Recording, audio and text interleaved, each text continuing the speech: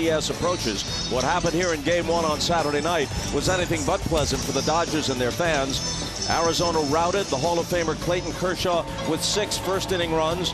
Mookie Betts and company held in check. They managed only 4 hits to the D-backs 13. 4 of those 13 hits for Arizona cleared the fence. Final score 11-2.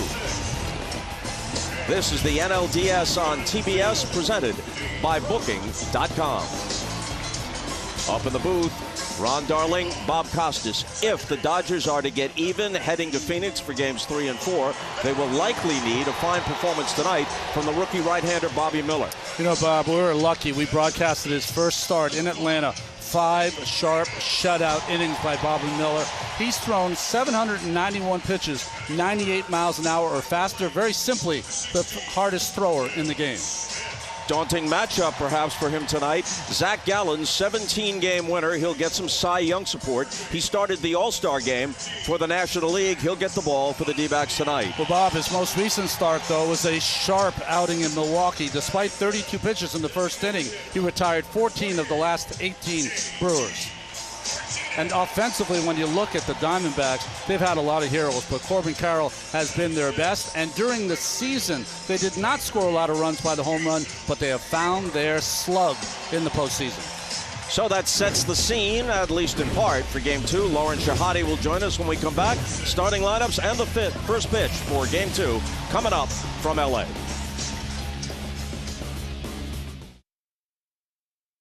Largest and fastest 5G network.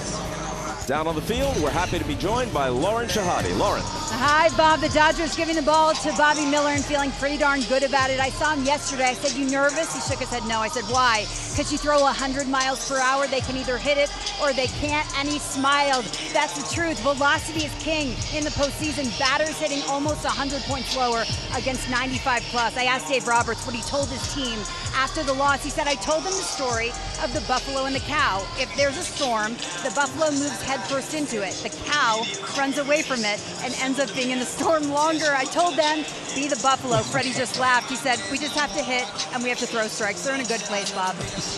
Lauren, thanks. You know, Ron, Freddie Freeman has been around a bit too long to have his head turned by a tail like that, but maybe the younger guys on the team are buying it. Well, it might have been the 3rd or 4th time he's heard that story. Yeah, that's possible too.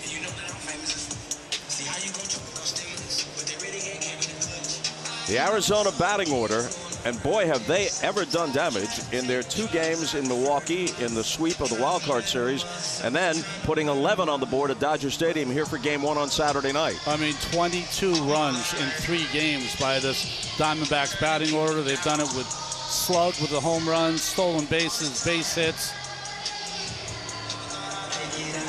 And the Dodgers defense behind Bobby Miller today. Muncy, Rojas, Betts, and Freeman with the gold on the right side. Will Smith behind the plate.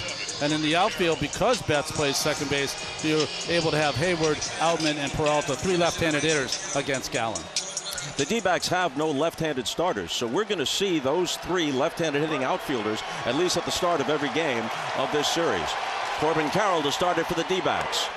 And he takes strike 1. Gabe Morales is the plate umpire. Much more life in this building on pitch number 1.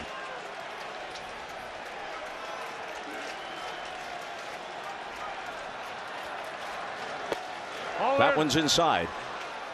Ron, as you mentioned on the opening, in 3 postseason games, Corbin Carroll is 6 for 12 with 2 home runs, including one in Game 1 on Saturday night, which he sent deep into the pavilion in right field.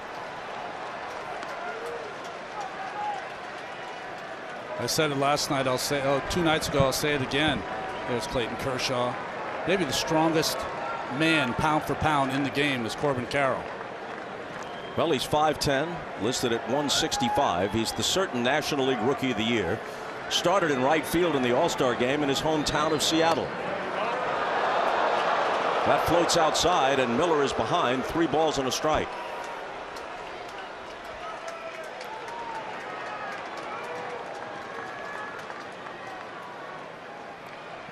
Hitter's pitch. But Carroll takes it for strike 2. Just the casual 3-1, 100-mile-an-hour fastball. Over the heart of the plate, and at the knees. And the payoff. Walked him. Dangerous thing to do. He swiped 54 in 59 attempts. You will see that this Diamondbacks team that stole 166 stolen bases, only second to the Cincinnati Reds during the regular season. They'll be off and running early.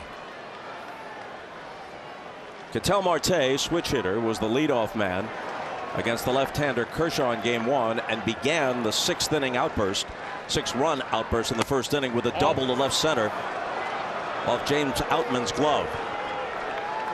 Arizona also seeing over 4 pitches per at-bat, so they've been working the pitchers, evidenced by Carroll in that first at-bat.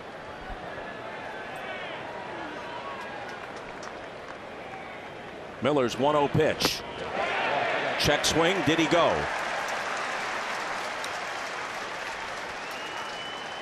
Well, that was interesting there that Gabe Morales, home plate umpire, is the one that made the call on this check swing from Marte. And it's the right one. He definitely went. You could see on that replay.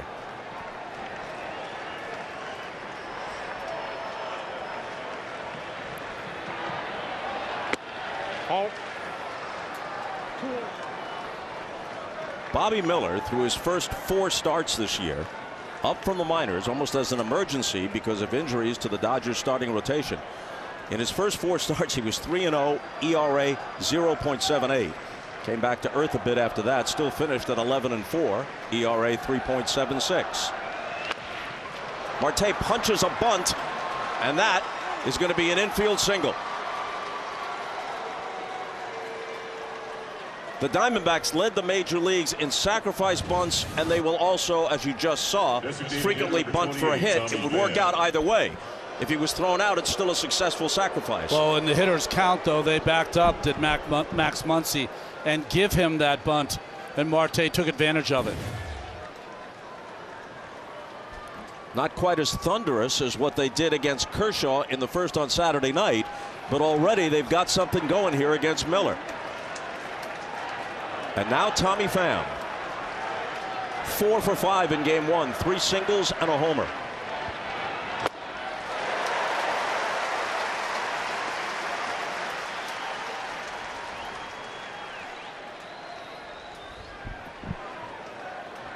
So Pham has done in the regular season, but having his typical great postseason.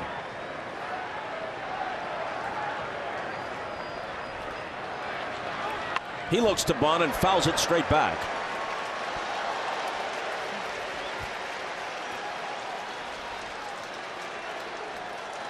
Tommy Pham is 24 for 67 in the postseason. And you see where that ranks in playoffs and World Series play among all right-handed hitters all time. 358 with 4 homers. Ball and 2 strikes. Because many of you are likely to ask, we'll answer the question. At least I think we will. Here we go. Lou Brock in 3 1960s World Series for the Cardinals. Yaz, Home Run Baker, and Lou Gehrig top the list. In fact, Pham had a home run on Saturday night down the right field line, just out of the reach of Jason Hayward.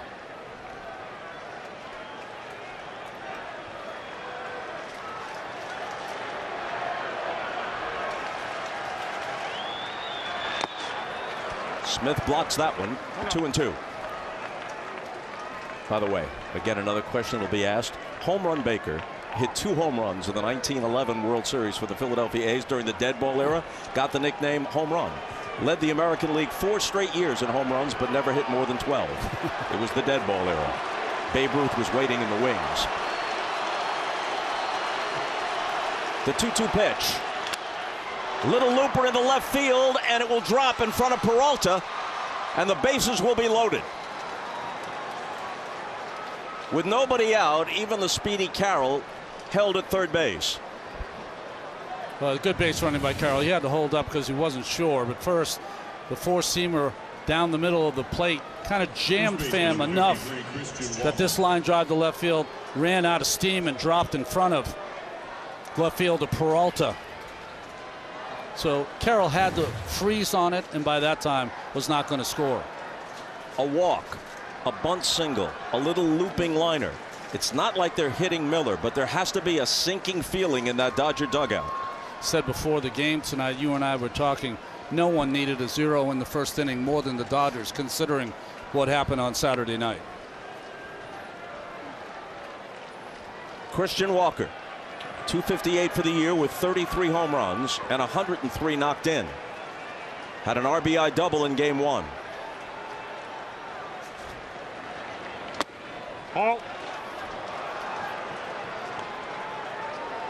You don't know if it's a result of nerves, but Bobby Miller all season long has been a strike thrower.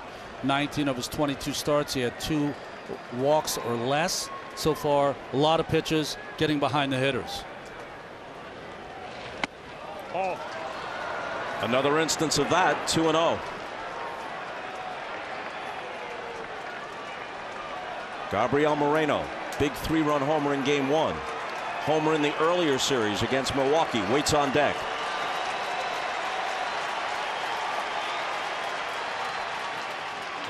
Fouled away. But you know you have a good fastball when you're in the hitter's count.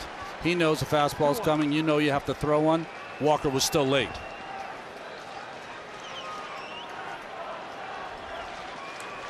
Carroll, Marte, and Pham are the runners with nobody out.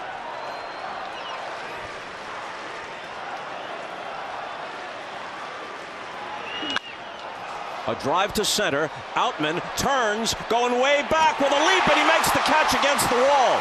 The runners tag. At least the 2 lead runners do. Carroll scores. Marte to third. Pham holds first. 1-0 Arizona.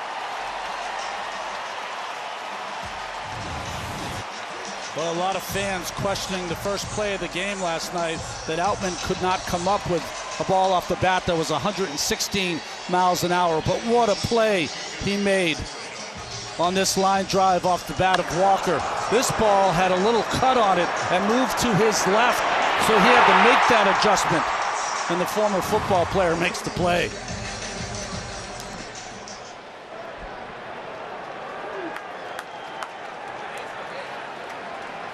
They always say this ball right over the head of the center fielder, right at him, is the hardest. What a play by Outman. Now Moreno. A run home, runners at the corners. Still only 1 out. Ball 1. Hasn't been able to land his secondary stuff yet, has Miller. So it's really just been all fastballs.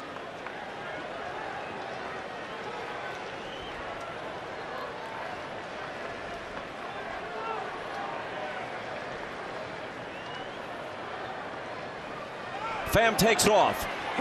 Smith doesn't throw. Bluffed it. Uncontested stolen base. Now second and third. Bob, the game is at such a state now of how easier it is to steal bases that the Dodgers don't really have an answer for this and didn't even put a play on. Smith never attempted the throw.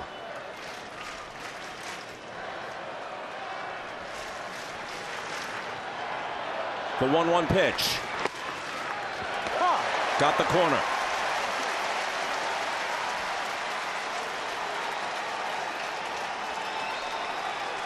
The Braves were nearly pushed to the brink by the Phillies, who led them late 4-0. But Atlanta rallied. That game just ended. The Braves win it 5-4. And they even the series at 1 apiece. The 1-2. In the dirt.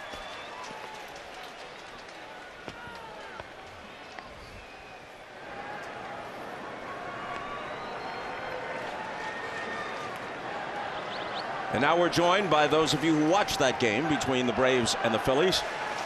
Situation here, second and third, only 1 out, a run already home for Arizona, and the 2-2 pitch from Miller to Moreno is bounced to short. It'll play to run. Rojas's throw takes care of Moreno, but it's 2-0 Arizona. Well, you got to appreciate this hitting by Moreno. Infield back, they're giving you the run, but you're facing a guy that throws 99 miles an hour. Not easy to put the ball in play, and he did for the run.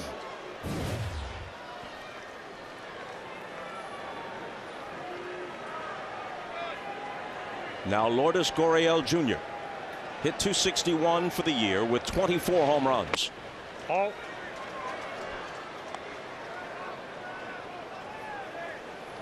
So 17-game winner Zach Gallen will have at least a 2-0 lead when he goes to the mound in the bottom of the first.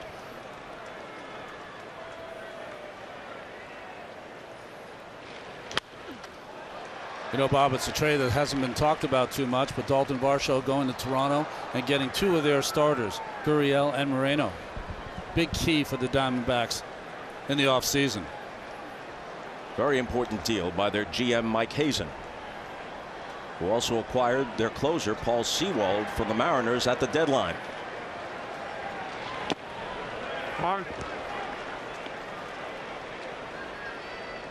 Miller's pitch count now reaches 27 and not yet out of the first.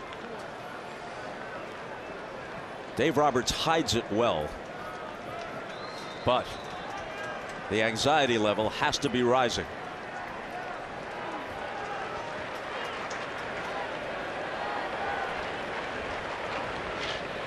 Gurriel lines it to center. This will bring another run home. Here comes Pham, and it's 3-0 Diamondbacks.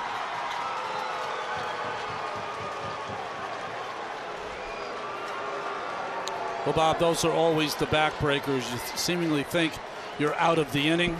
Those 2 out RBIs. He has not been able to land his slider, so he has had to use his fastball.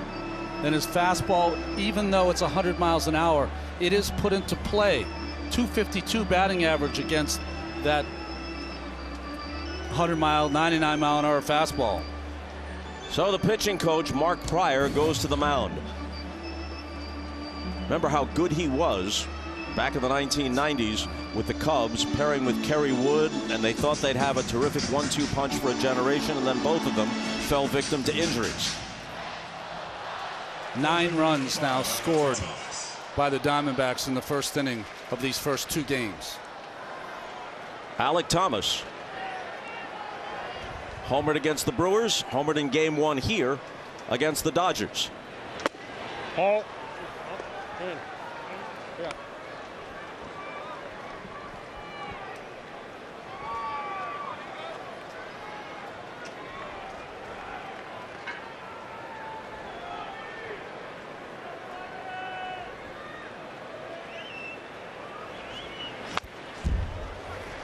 A ball and a strike.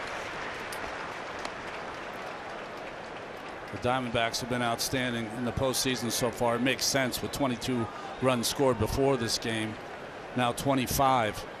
But now Gurriel 3 for 4 in the postseason with Risp.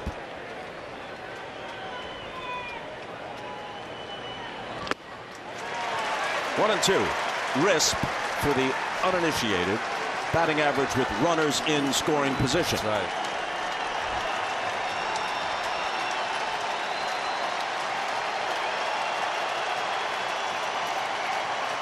Gurriel Jr. away from first. Miller trying to put an end to a difficult first. And he does with the breaking ball.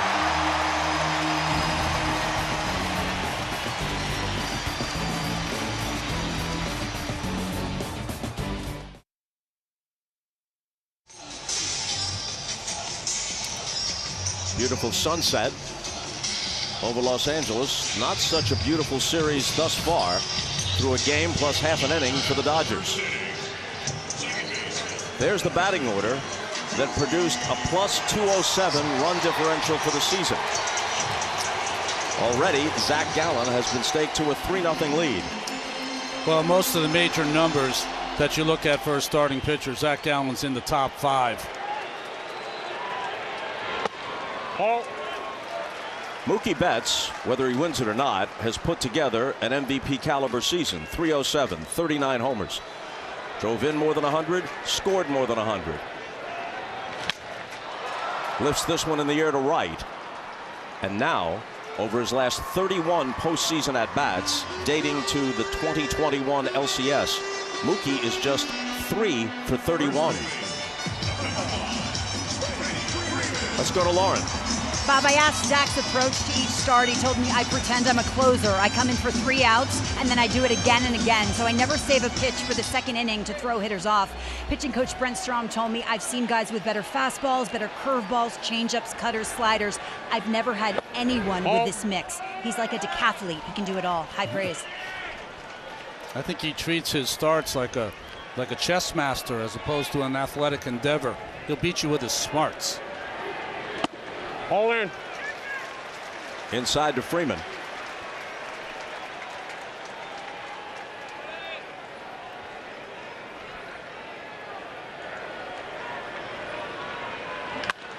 Grounded hard and fair. Glove by Walker. Gallen to the bag. Who gets there first? It's Freddie.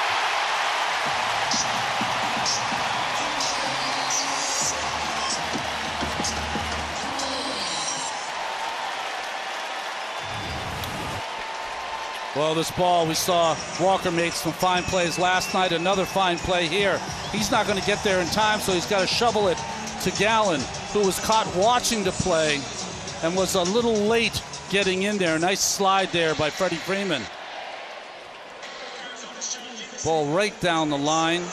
Walker showing great range to get there, but Gallen took a beat and a half before he started hustling over there, and it might have cost him the play. Arizona is challenging, and from that angle it looks like they might have a case, but that is likely not the definitive angle. I thought Freddie got in there, got his foot in right before the right foot of Gallen. That's the way it looks on the angle from the first base dugout. The replay review is powered by Zoom. Now, you're not supposed to slide into first, but this is the rare occasion you should. And the slide comes in before Gallen's foot gets on the bag. Freeman will be safe. You slide in there so you avoid contact with the pitcher coming across the bag. Nice play by Freddie. Yeah, here's the angle. Arizona has 1 challenge remaining. That's the angle. It shows he was safe. Arizona loses one of its 2 challenges. It's an early time to lose the challenge as well, even though they have 2.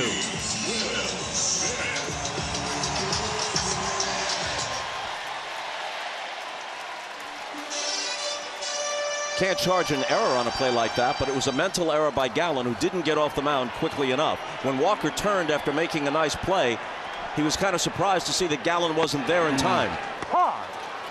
And Freeman is one of baseball's best base runners. Proved it there.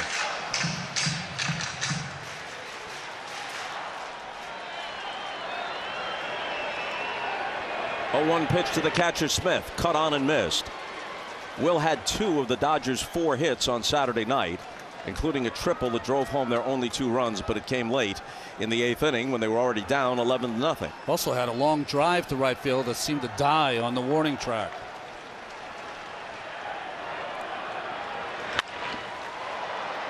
In the air down the right field line, Carroll drifting over to make the catch.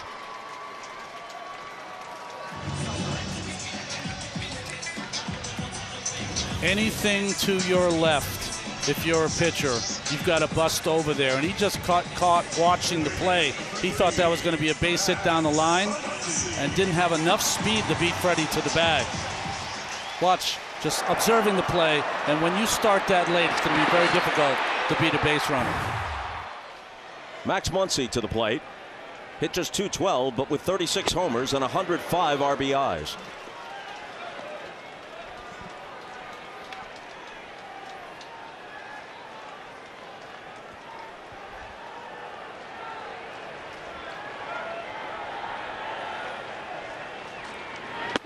All.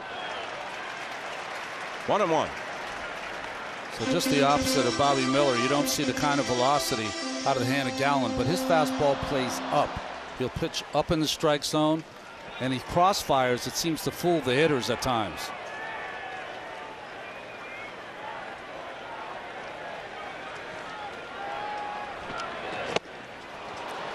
Big cut, 1-2.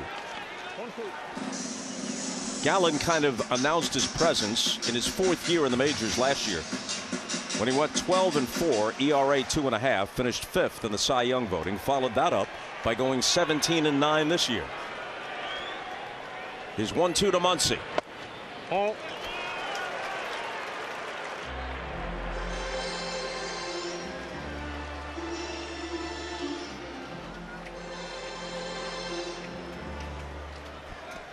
Bobby Miller conferring with Will Smith.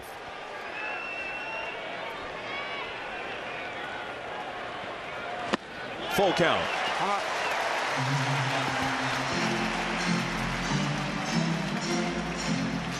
Muncy does not hit for the high average, but he's got a great eye, great power. He drew 85 walks. That kind of offsets the low batting average. Freeman will run on the 3-2 pitch. A walk to put runners at first and second.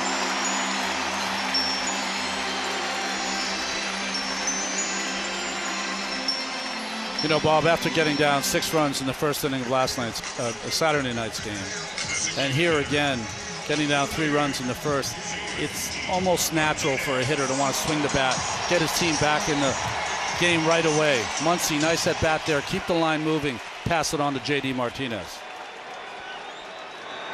who is now the tying run at the plate. He had 33 home runs and 103 RBIs.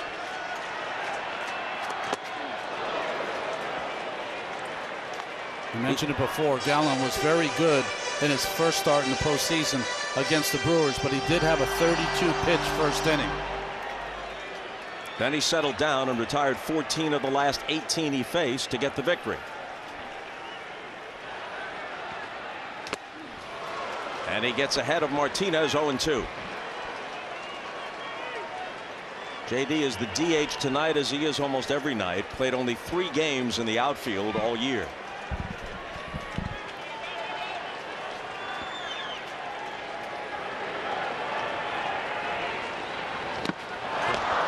And that's that.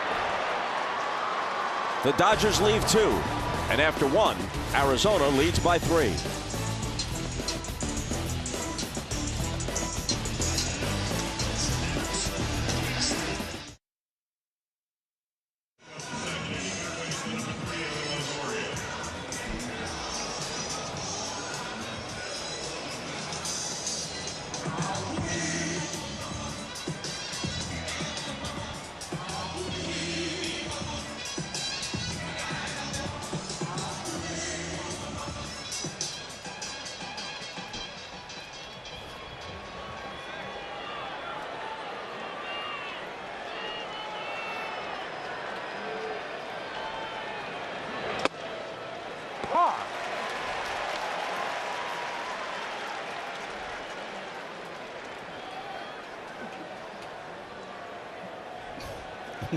You got that right, EJ.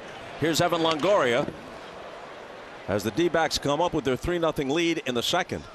What a reversal of fortune at Truist Park. And until that happened, the teams with the 5 best records in the majors, the Braves, the Dodgers, the Orioles, the Rays, and the Brewers, were a combined 0-8 in this postseason.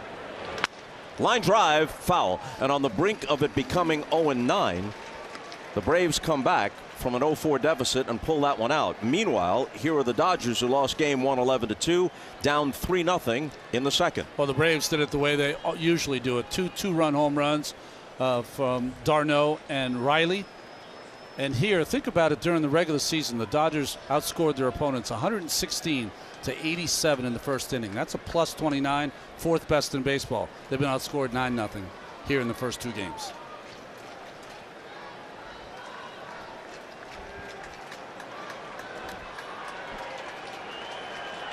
Longoria, Perdomo, and back to the top for Corbin Carroll in the second.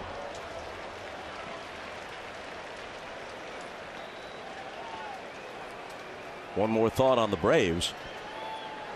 They hit a record number of home runs this year, record tying, I guess. 307 tied the Twins record from the juice ball season of 2019. This was one of the great lineups in the history of the game. Shut out in game 1 and no hit, into the 6th by Zach Wheeler. And shut out deep into that game until they came alive.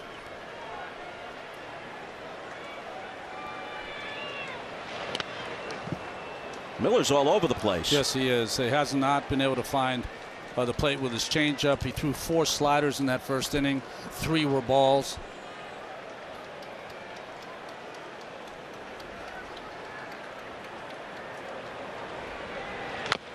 Oh. A little tap and it's foul. Here we go.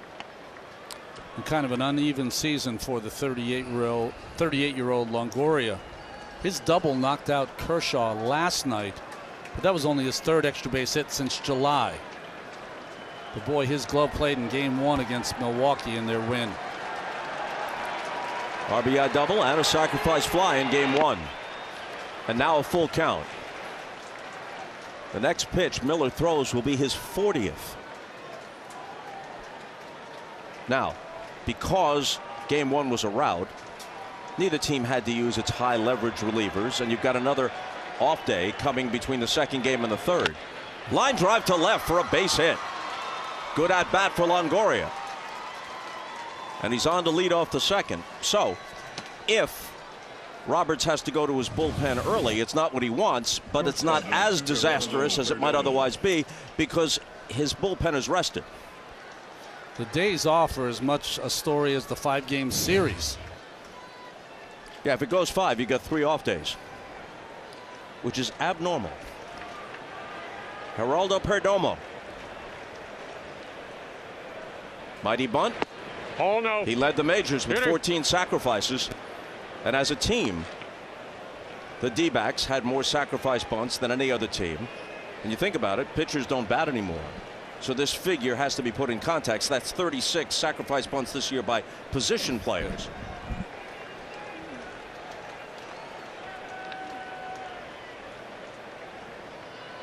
He squares. He pushes it toward third. Muncy looks at second. His only play is to first. Successful sacrifice. In case you're wondering, the Dodgers sacrificed only 5 times this year, and the fewest in the majors, the Braves, with 2. But their lineup is strong top to bottom. Who are you going to ask to bunt? I mean, that's not as easy as it looks, because not only do you have to get that bunt down, but it's almost got to be perfect with Longoria, the veteran, running at first base. Nice job by Perdomo.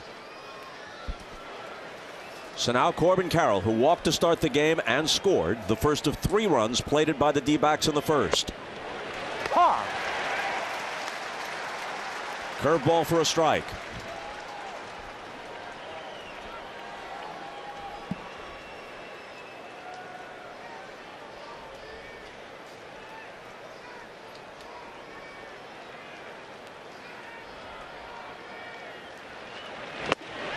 Big cut and a miss, 0-2. As we said before, you can no longer shift, but you can shade. And there's a huge hole between Muncy at third and Rojas at short on the left side.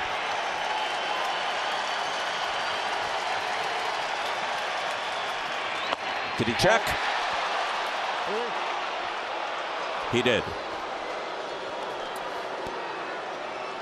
Jim Wolf is the third base umpire. Good call. Not close.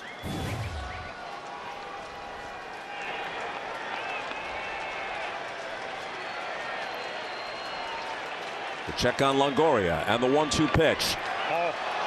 Curveball misses high. So, Bob, we've seen 2 curveballs here by Miller in this at bat. Not hitting with his slider, going with his other breaking ball.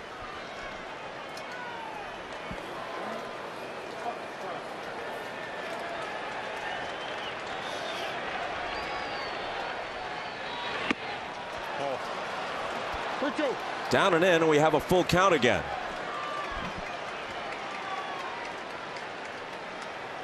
Miller's going to go past 50 pitches unless someone lines into a double play by the time he gets out of the second inning. Timeout. Well, he has not had his control, but you got to give credit to this Diamondbacks offense. That is, every single close pitch they've been laying off.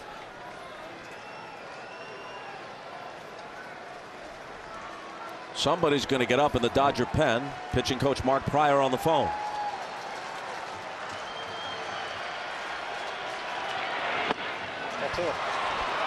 Another walk.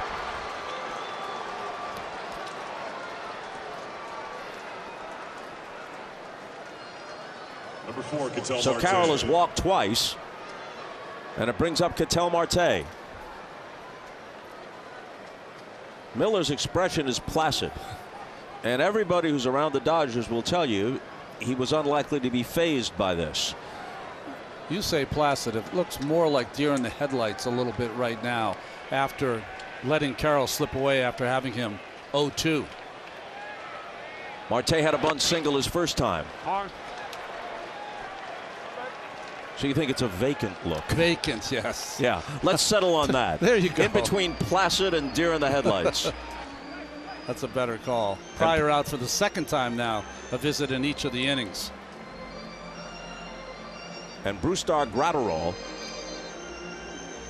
who has a long string of scoreless innings going, gets up earlier than he or his manager might have imagined. And it kind of makes sense. You say to yourself, Graterol in the second inning. Well, the Dodgers have to win this game, and they're going to have to use their best reliever to get out of a jam to not let Arizona score any more runs. There was a time when Graterol was their closer. It's Evan Phillips now. Yes. Let's go to Lauren. Well, Bob, only 6 changeups for Bobby Miller so far, and that's interesting because he told me yesterday my changeup is the most important pitch. I can't only throw it to lefties. I have to throw it to righties to keep them off my fastball, too, like Ron, you were saying. Marte fouls it toward the seats. No play. Good call, Lauren. That was a changeup right there to get ahead of Marte. A good one. And he used the changeup to strike Alec Thomas out looking to end the first inning. First pitch changeup, Marte trying to jump all over a first pitch fastball.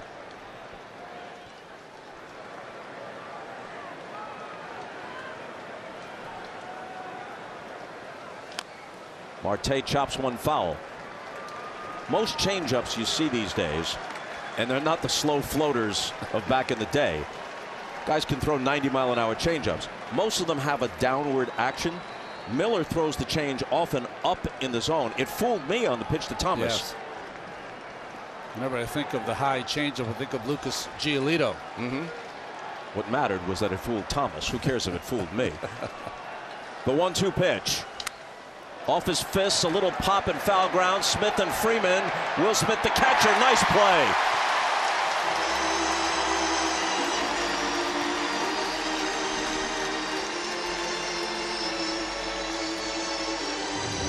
What a play by Smith. First the pitch in on his fists. Left-hander, when it hits his fists, it'll go towards the first base dugout. Smith knows that. Took a look at Freeman first. When he saw that Freddie wasn't going to be able to make the play, he knew it was all his. Fine play by Will. How about this? Tommy Pham, who has been hot, right-handed hitter, coming to the plate. And in this situation, down a game and down 3 runs, Roberts will not go any longer with Miller.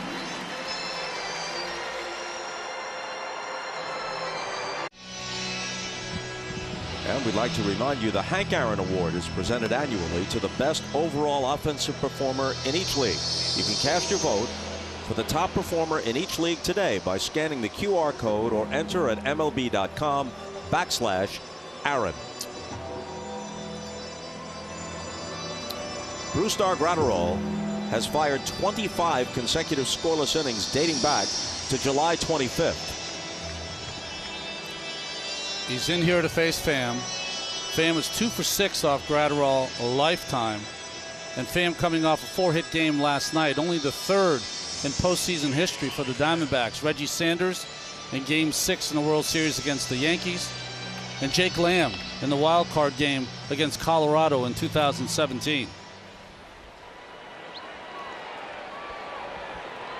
This is playoff strategy, not regular season strategy from Dave Roberts. 2 on, 2 out. And Pham bounces one toward short. Rojas charges, flips on the run, and puts a quick end to the top of the second. One pitch does it for Graterol.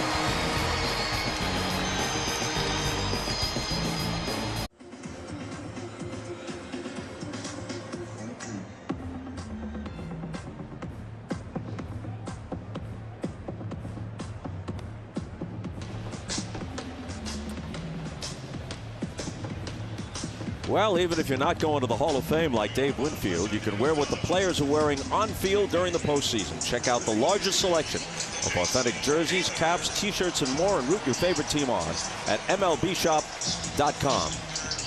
Here's the sad statistical tale of the Dodgers starters in games 1 and 2. Kershaw and Miller combined, 2 innings pitched, 9 runs, if only it was 2 runs from their perspective. 9 runs, 10 hits.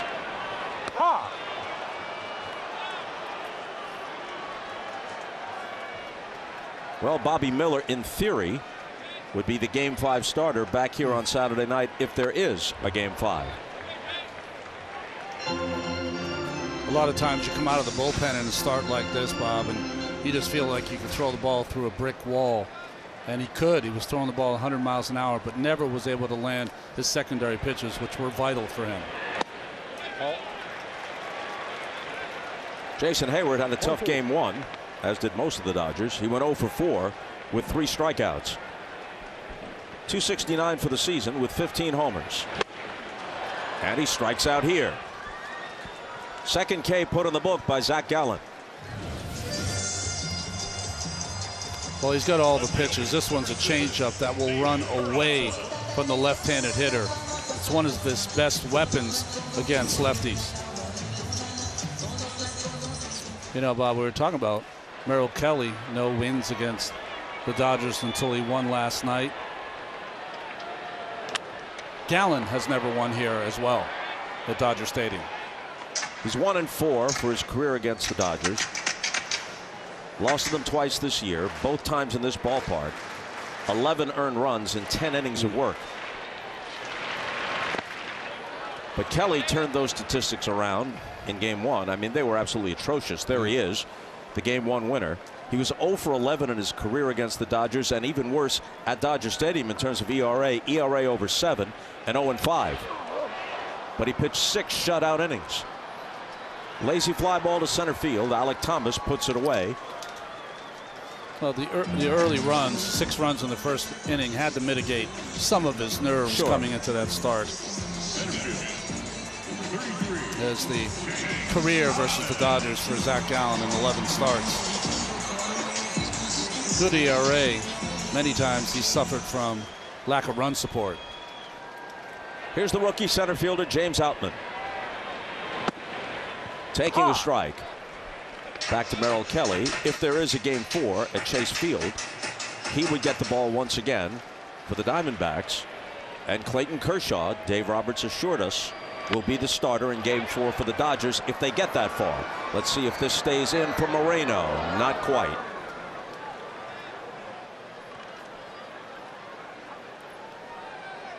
This is a reconfigured Dodger Stadium. There's Kershaw who will pitch Game 4 if they get there. The behind the catcher, there was about 20 more feet than there is now. They put in about 3 rows of seats. Added revenue and helps the hitters. And yeah, and it's put a lot of those pop-ups behind the plate into the stands. You know, back to Clayton Kershaw for a moment. Yeah. He has always been a stand-up guy. He stood at his locker.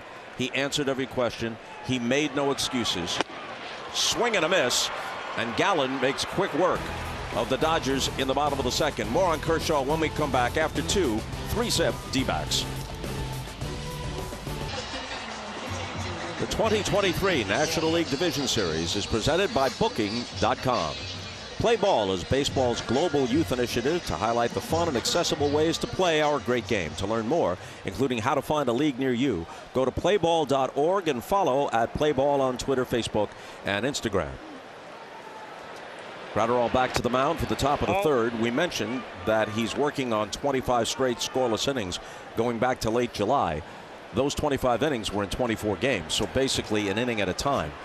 Roberts is looking for more than that here in this situation. Walker slices one to right, but the 5-time Gold Glover Jason Hayward is right there. And between innings, speaking of Dave Roberts, he spoke with Lauren Shahadi. Dave, why Gratterall to face Pham?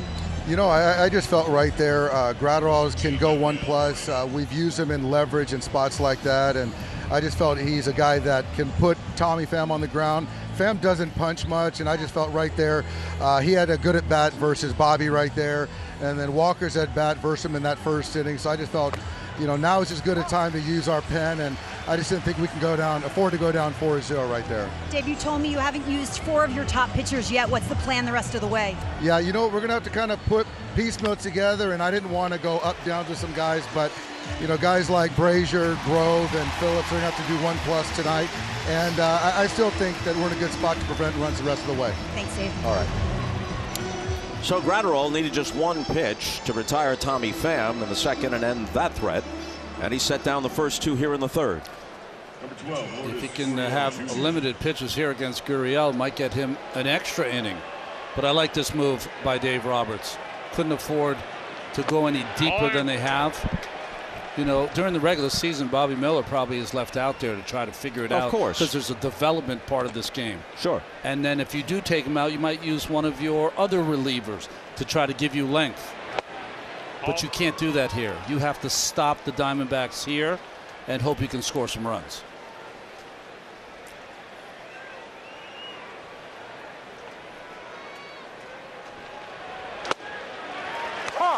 Two and 1 to Lourdes Gurriel Jr. His dad, Lourdes Gurriel Sr., 2-time batting champion, MVP in Cuba, manager of their national team. Here's a line drive to left, and Peralta tracks it down. So Gratterall works a 1-2-3 third to the bottom half. 3-0 Arizona.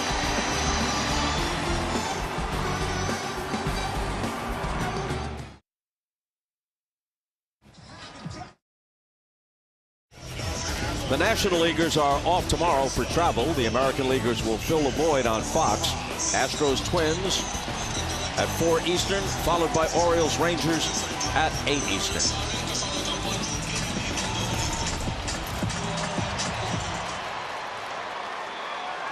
The number 9 hitter, Miguel Rojas, to start it for the Dodgers in the bottom of the third against Zach Gallen.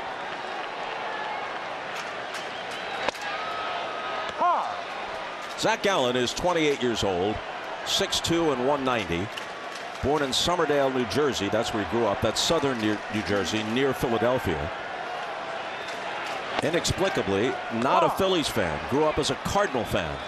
Drafted by the Cardinals, right? Yeah, yeah. Went to North Carolina, pitched there, and that accounts for the number 23. He's a Michael Jordan guy.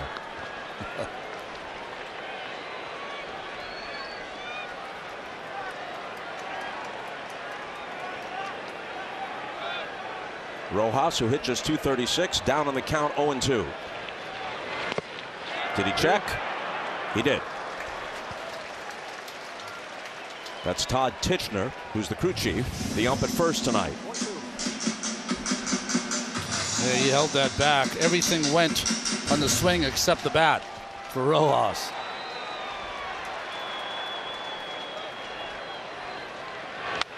Foul back. More on Gallen. His nickname is the Milkman.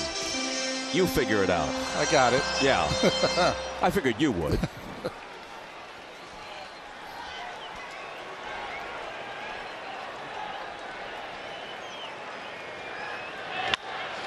Off his glove, but fielded at second by Marte, and he has time to throw Rojas out.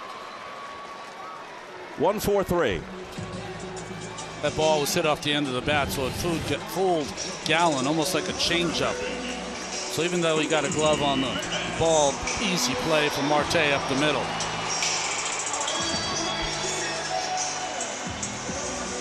So we've got some dynamic fielders up the middle for the D-backs with Perdomo and Marte. Back to the top of the order for Betts. One of the game's great players. This is just a fact. It doesn't diminish the fact that he's one of the very best in the game. But over his last 9 postseason games, including one at-bat in this game, he's 3 for 31 without a homer.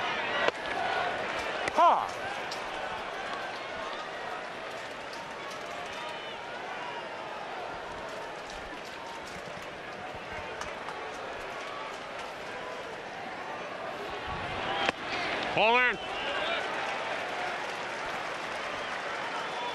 You know, we were talking about another great player, Clayton Kershaw, who in a much larger sample is 13-13 in the postseason with a regular season winning percentage of nearly .700. The 2-1 pitch, foul to the seats. And an all-time best for a starting pitcher, ERA of under 2.5 in the regular season and 2 runs more than that in the postseason. He feels it. He was very dejected, but he made no excuses. He said, no, the shoulder is not bothering me. I am fine. I've got to do better, and I hope to do better in Game 4. Mets drives one to left, and right there is Gurriel for the catch. So Mookie Betts is 0 for 2.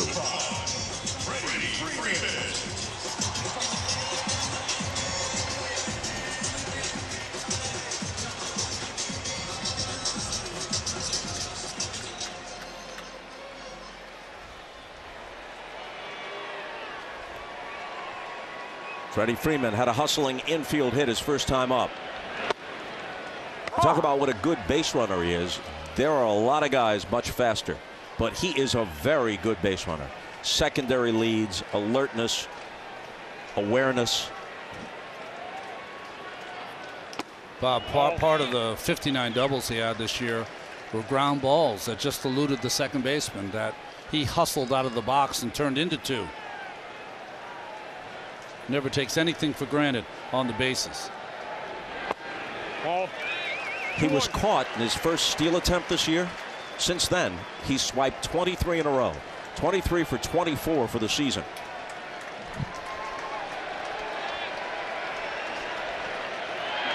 Fouled away. A lot of guys with more speed can't match that. Remember when Scott Rowland went in the Hall of Fame this past season, said base running is the morality of a ball player. What you do on the bases when not everyone's watching tells you how in tune you are. It's a fair point. This is an easier play for Walker. This time Gallen gets over with plenty of time, and he works a perfect third. After 3-0.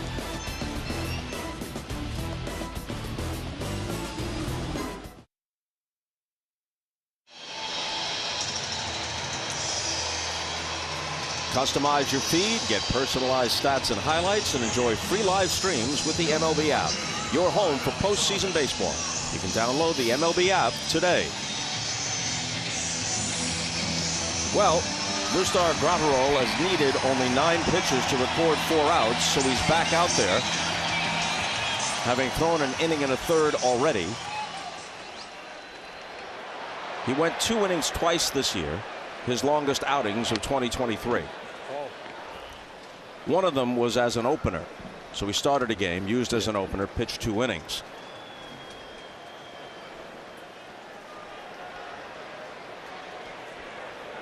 Alex Vesia is up and throwing in the Dodger pen. A ball and a strike to Alek Thomas, who struck out looking in the first.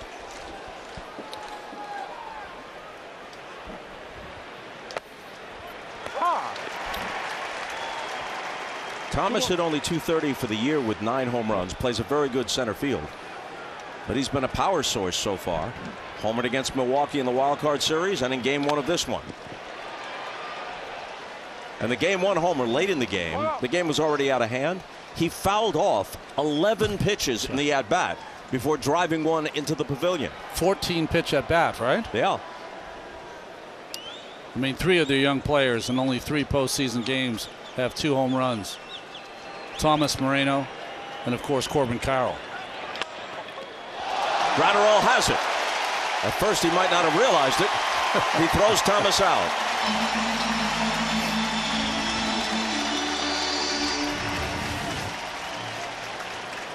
Well, this is one of those that you don't catch it, it catches you. But the backhanded play behind the back. Harlem Globetrotter-like by Graterol. Nice. To get this out.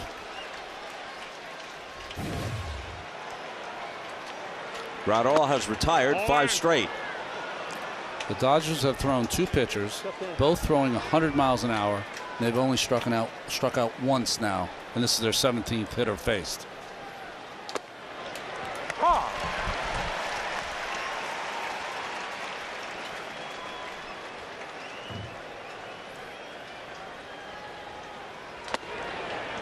This is the postseason.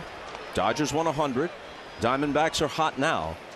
The Game 3 starters. You think about the pitching. Merrill Kelly hadn't done anything against the Dodgers until he did in Game 1.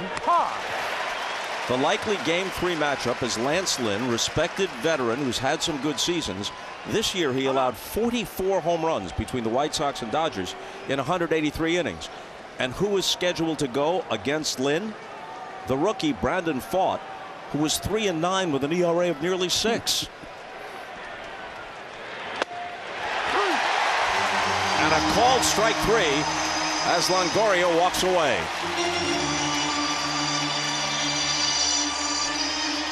Between innings, Torey Lovullo talked with Lauren. Torey, Zach's throwing the fastball for strikes. How's his mix look to you? Really good. You know, it's the fastball on both sides of the plate. He's throwing all of his secondary stuff. Looks to be in a good spot. I mean, now that you're in their pen, does it change your approach offensively at all? Not really. We know this is one of their big pieces on the back end. So, you know, the fact that he's in the game early, they might lose somebody late. But look, great move by Doc. Stop that momentum. That's what playoff baseball is all about. Torey, thank you. Thank you. With thanks to Lauren and Salvatore Anthony Torey Lovullo.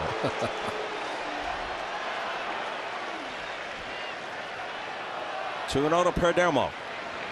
He made a great point, though, about the momentum in postseason baseball. You have to stop it any way that you can. And we applaud Doc Roberts' move with Gratterall. Well, Gratterall allows his first base runner, walking the number 9 hitter on 4 pitches. Would have been 1 for his last 20. And now Carroll comes to the plate. Right fielder Corbin Carroll. Dave McKay, the veteran first base coach, greets Perdomo at first. 40 straight years in a big league uniform, much of it with Tony La Russa in Oakland and then in St. Louis. Now 10 years with the Diamondbacks. I was in Oakland when Dave was there as the first base coach, a prince of a man. Well, this is postseason strategy, not regular season strategy. Fans may not comprehend it, but he wants the left-hander, I'm thinking, to go against Carroll, a very dangerous hitter. And the fans would rather have Gratterall. Well, Gratterall's a favorite because he blows people away and sometimes hits 100 miles an hour. We're coming back.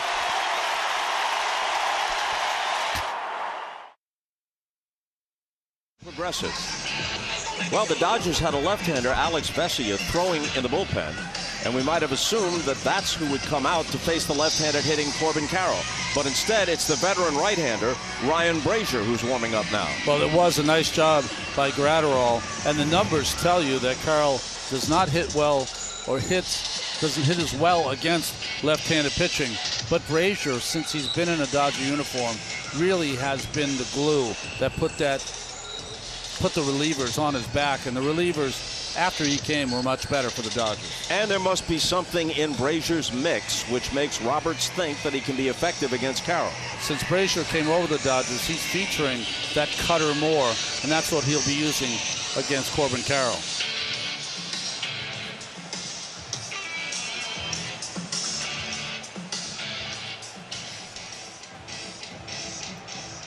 For what it's worth, small sample, Carroll is 2 for 5 in his career against Vesia. So now he faces Brazier. Oh.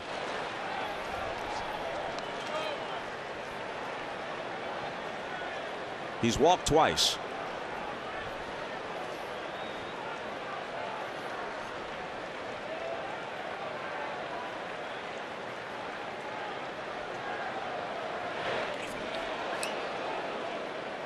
Perdomo just back on time.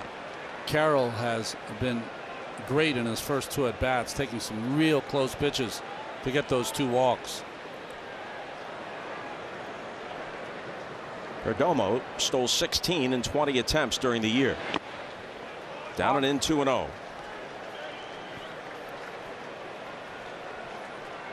Carroll has never faced Ryan Brazier. This, after all, was his rookie year, so he hasn't faced everybody yet. First time in this case comes in October. I mean, think about this. Carroll is only playing his 333rd professional game. Only had 142 in the minor leagues. Turned 23 in August. Perdomo takes off. Smith pegs to second, and they got him.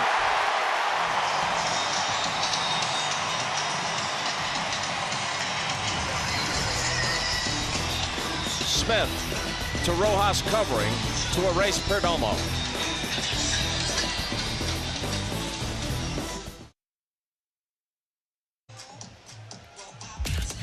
Time for greatness on the field, presented by Geico. You know, Bob, Gallen has 6 different pitches, but the foundation of his repertoire is the good curveball, 12-6, the changeup, and the high fastball, and all 3 of those on exhibit here so far early at Dodger Stadium. He, unlike Miller, has been able to land his secondary pitches right from the start. We told you he went 17-9 for the year. Better in the first half than the second. 11-3, ERA around 3. First half of the season. Will Smith, first pitch swinging, lifts one to right, and Carroll settles under it. That's the first out in the Dodger 4th. Second half of the season for Gallen, he went 6-6, ERA right around 4. Overall, 17-9 with an earned run average of 3.47. In the second half, his walks went up, his home run rate went up, and that's why it was a little more of a struggle. Max Muncy walked his first time.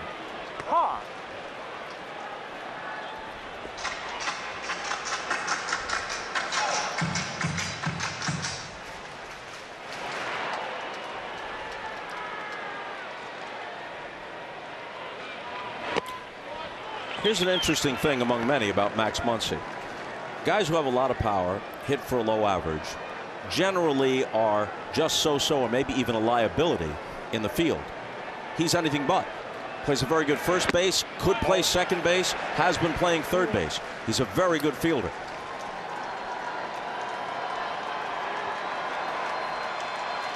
Low average, but good on base percentage because he walks quite a bit. And 36 home runs. High fly ball to right. Carroll comes in for his second put out of the inning.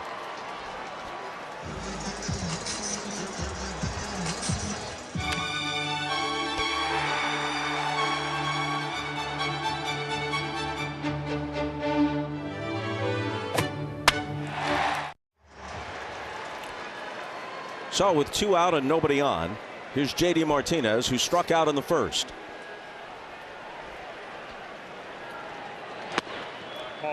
Gallen's gotten 11 outs so far. 5 of them have been fly balls to Corbin Carroll. He's walked 1, and he allowed that infield single to Freddie Freeman. He's now retired 9 straight.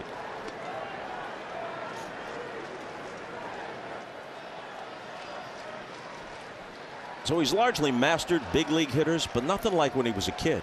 When he was 5 years old, he refused to play T-ball. He said, I want to play with the big boys. So they moved him up to the 7 to 9-year-olds. And the league officials said, wait a minute, we got to get him out of this league. The kids are afraid to face him. So he's 9, and they move him up to play with the 11 and 12-year-olds.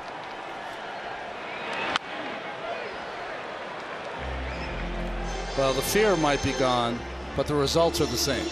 Or close. We got a feeling there were some no-hitters mixed in his Little League days. And some tears from the opponents. A lot of kids bailing.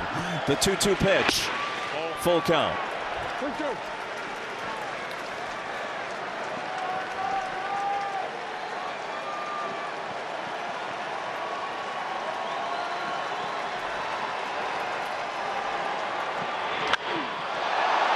High fly ball. This one goes deeper to right. Carroll goes back. He's at the wall with a leap, and it's gone.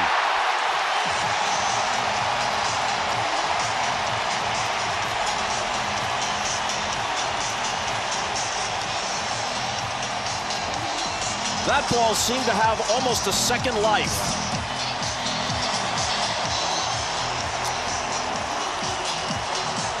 On Saturday night, we saw 3 or 4 different fly balls to right field just die at the warning track. This one just the opposite. Just had that carry.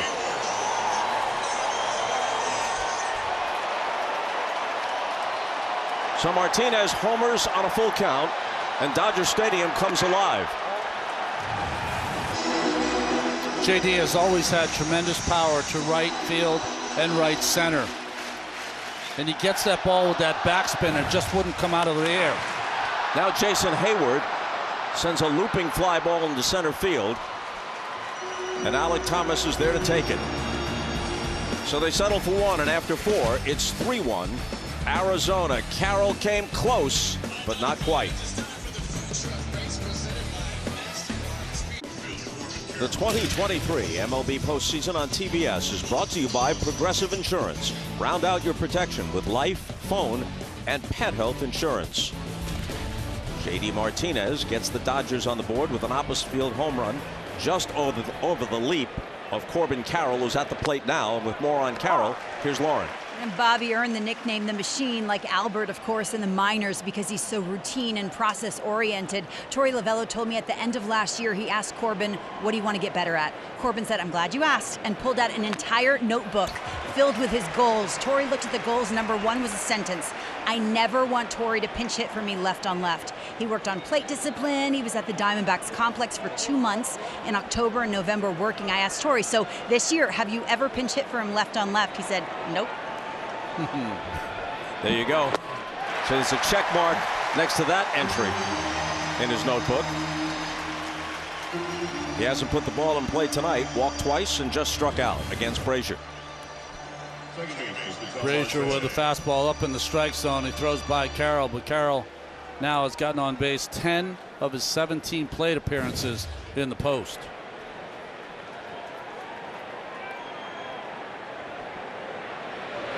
Ketel Marte is 1 for 2. Had a bunt single, then fouled out.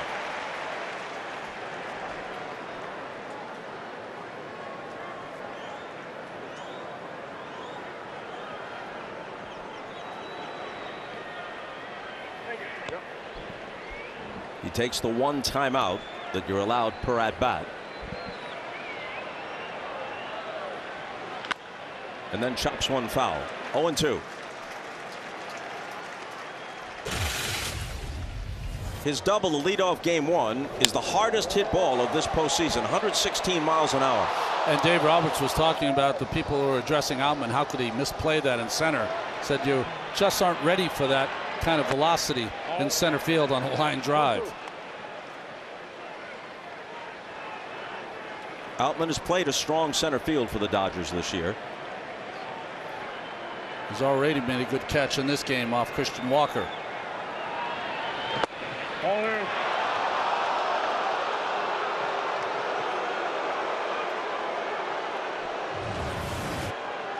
Let's see where this one was. Good call. Home plate umpire. That ball's in.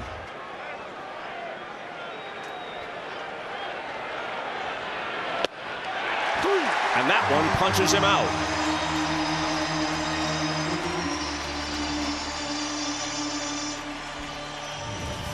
Well, Dave Roberts has loved since Brazier has been here. He's with the Red Sox to start the season.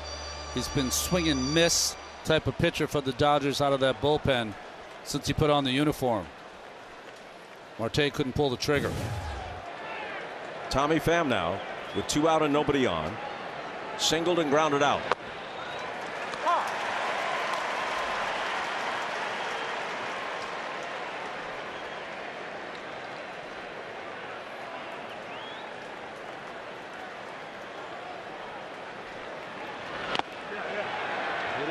Check at first. Nope.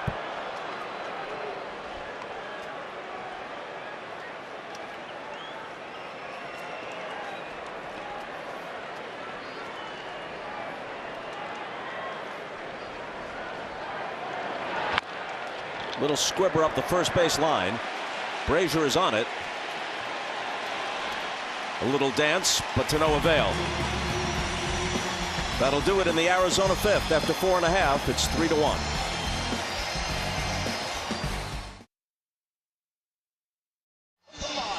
This is TBS Total Motion presented by Progressive, and this one played out kind of in slow motion. Brazier and Pham, you're going to cooperate? Let me tag you. You're going to make me throw it to first. A little do-si-do. Yeah, that's right. They've each been around a long time, veterans in their mid-30s. Each walked away smiling.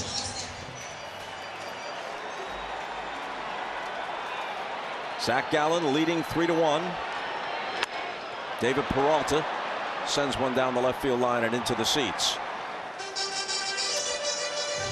Well, you're usually not using these relievers in this way. So Roberts has got to take their temperature in between innings to see how much Brazier can give him. I'm sure his answer will be plenty. I mean, this is a master class, really. When you work relievers, you're working from back to front, counting from the ninth inning backwards. This time you're doing the opposite. You're counting from the front because of the inability of Miller to go deep into the game. So you're working your best relievers from front to back. Roberts has to have this game. So whatever is the normal approach is out the window. He has to have this game. He's got Lance Lynn going in game 3. No disrespect intended, but he doesn't know what to expect. He doesn't know what to expect from Kershaw, given what happened on Saturday night in game 4.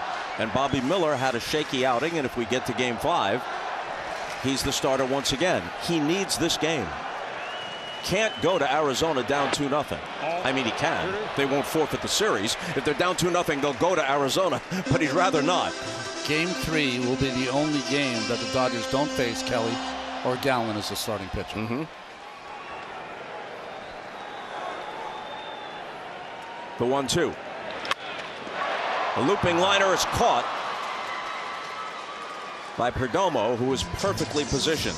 He made only 3 errors all year. That was an easy play, but only 3 errors all year. Certain to grab a Gold Glove, highest fielding percentage among all Major League shortstops. And as a team, Arizona made only 56 errors, very nearly the record, which is held by the 2013 Orioles with 54. And so far to this point in the postseason, they haven't booted a single one. I think Dansby Swanson and Francisco Lindor will have something to say about that, but Perdomo has been excellent. Yeah. There are other candidates. We're not conceding the election to anyone. I thought you knew something already. Well, I have my sources, but they don't go that deep. Outman struck out his first time.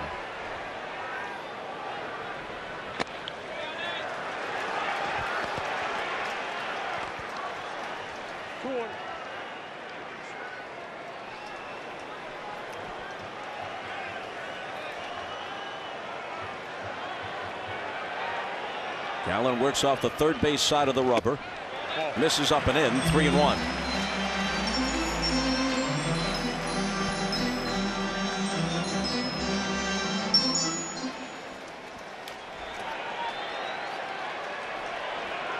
Miguel Rojas on deck. Ball 4.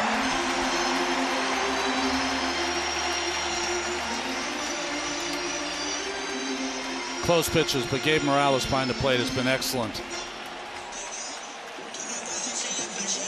Good at bat by Outman.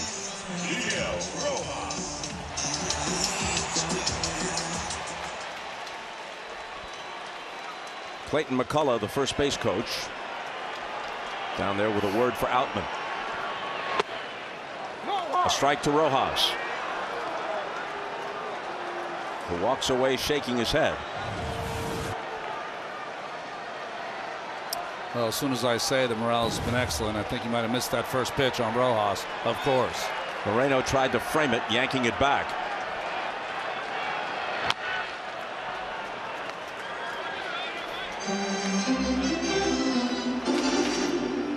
When you watch Gallen pitch, it really is watching a creative pitcher. Every pitch has a purpose. Trying to get that cutter away from Rojas, have him try to pull it. It ends up on the ground. Here's the 0-2. Into center field for a base hit. Outman will stop at second. The Dodgers have the tying runs on.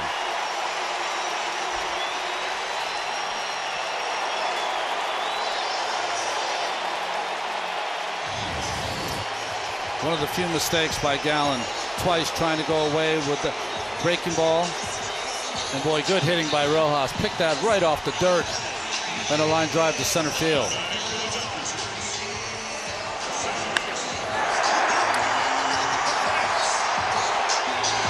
I know it's only the 5th, Bob, this feels like the time. Yeah, now would be a very good time for Mookie Betts to break out of his postseason doldrums.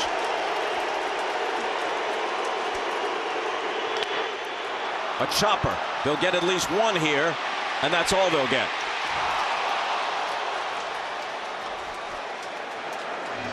Hit too slowly to have any chance of doubling Mookie Betts up, and for that matter, it was close at second. Boy, that was so close at second base. Perdomo could only shovel it underhand, so couldn't get a lot on it. But yes, just got him at second base. Nice hustle by Rojas. I mean, bang, bang at second. This would have been very interesting.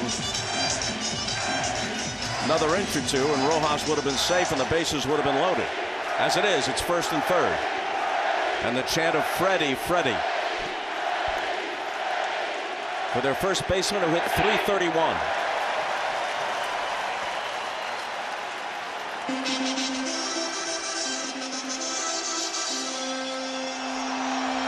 That is one impressive number right there. In situations just like this. You know, Bob, the numbers say it, but even if you didn't know those numbers, if you asked anyone in baseball, who would you want up trailing by 2 with 2 outs and runners on base? Most would say Freeman. Uses the entire field. Hits for average and power. The 1-1. Shaking his head right now, though, versus Gallen. Felt like he swung at a bad pitch. Dodgers could use one of those patented Freeman doubles right now.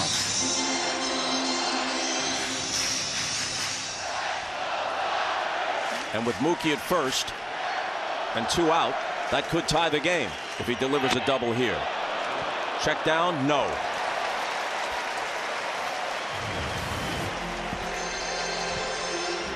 Wolf, 2 for 2, third base umpire. Did not go.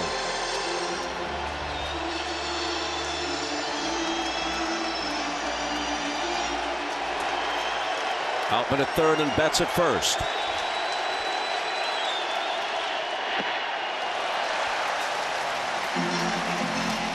And now a full count. Betts will be running. A ball in the gap scores him for sure.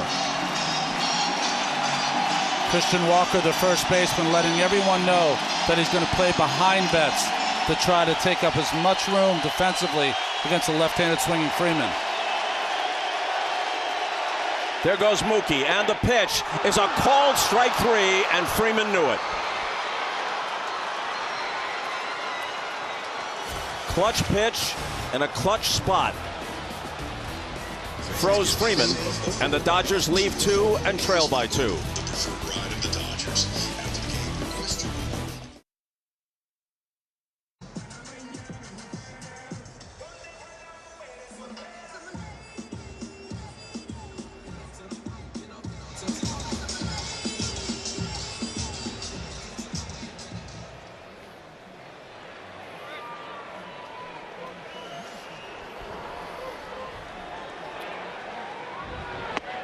Ball.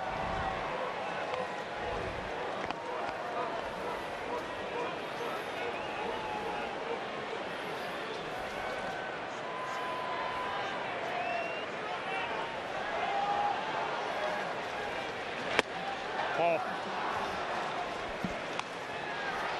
Ernie, thanks very much. So, the teams with the 2 best records, the division winners in the East and the West, the perennial division winners, the Braves and the Dodgers. The Braves were down 4-0. They came back to win and even the series. There's a little line drive that's caught by Freeman, sliced off the bat of his counterpart, the D-backs first baseman, Christian Walker. So that's the first out in the 6th inning. So the Dodgers trying to do the same thing and come back from a 3-0 deficit here and get to Arizona even up at a game apiece. Freddie Freeman may still be thinking about the pitch sequence against Zach Gallen. Yeah. That might have been still a lot of baseball to play, but that could have been the biggest batter-pitcher confrontation of this game. You're right. First crucial at bat in this game for the Dodgers. First 2 games, Dodgers are now 1 for 9 with runners in scoring position.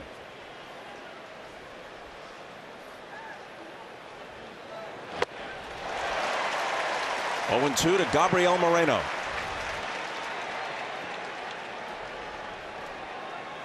I'm out.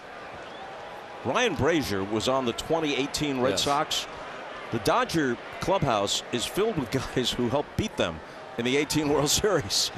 Joe Kelly, who's been around and back.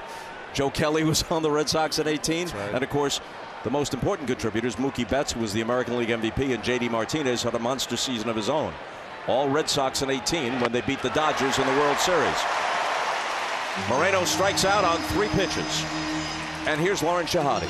Yeah, Bob, he was released by the Red Sox, and the difference for Brazier has been that cutter. I count 6 so far. He had been a fastball slider guy, and Ron, you know this, the benefit of adding another weapon, it gets guys off other pitches. His walk rate's improved, velocity up, more swing and miss. It's working. He's given up 3 earned runs in a Dodger uniform. He's been there since June, Ron. You know, Lauren, there's different organizations in the game that are really good at identifying what relievers' strengths are. And when they acquire them, make sure they go to those strengths. Dodgers are one of the best at it.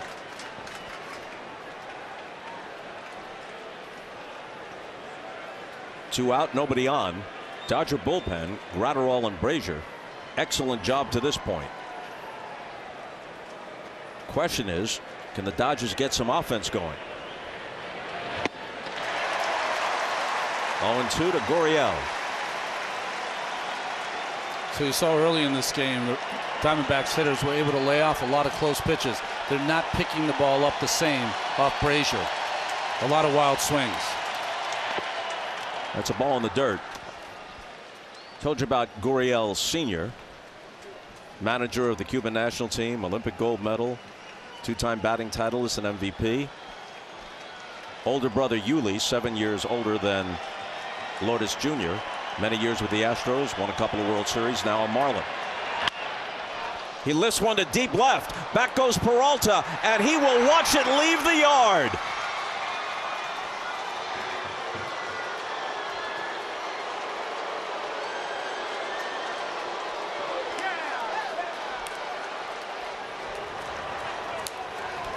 And the D-backs are back up by 3.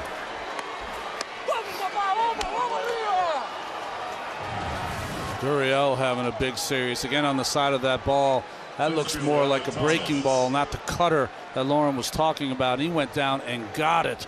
I'll tell you the kind of power that Gurriel has. Ball off his shoe tops. Hits it out of the yard. Had 24 during the regular season. Big one here in Game 2 of the NLDS.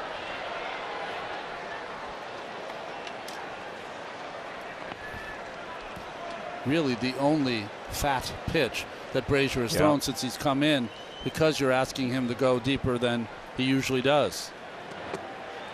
0-2 to Thomas, and not even that fat, because as you pointed out, Gurriel had to go down and get it.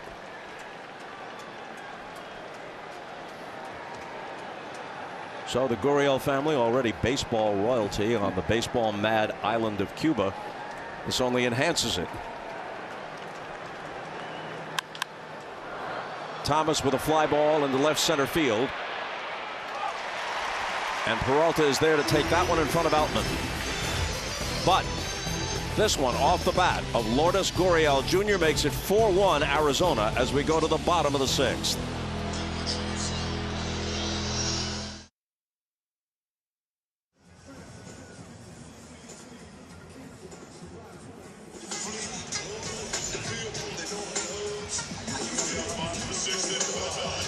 Back at Dodger Stadium, Ron Darling, Bob Costas. Ron, over the course of the regular season, the Dodger offense was much more potent than Arizona. But to this point in this series, the D-backs have outscored them 15-3. Yeah, they've taken the better at-bats. Gurriel there with his first postseason home run.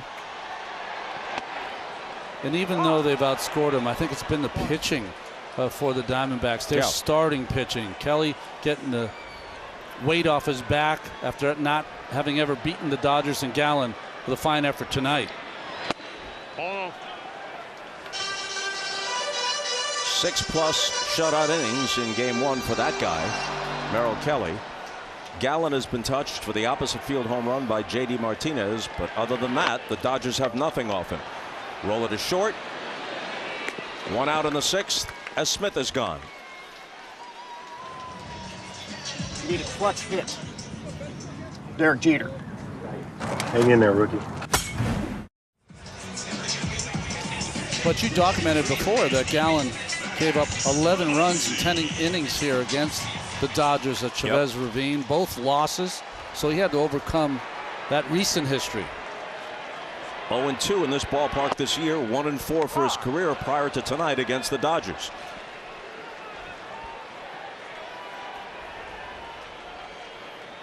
Here comes his 80th pitch. Outside to Muncy. A ball and a strike.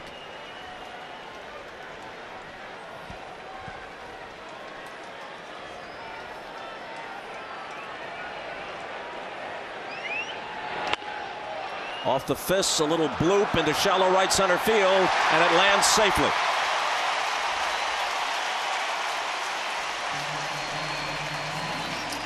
Well, Muncy had been 1 for his last 20, so a start for Max with a blooper into center field. Gallen has kept his pitches off the fat of the bat for the Dodgers for most of the night, other than J.D. Martinez, and got up on the label against Muncy, but so strong, able to dump it into center field. And now Martinez, whose homer in the 4th is all the Dodgers scoring.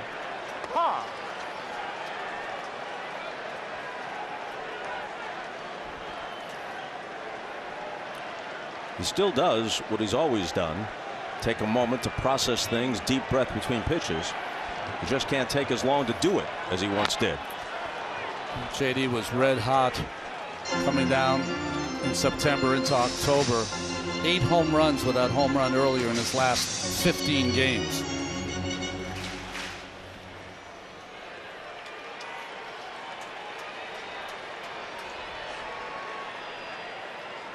Here's the 0-2 from Gallen. Liner over the leaping Marte for a base hit. Back-to-back singles, and the tying run comes to the plate.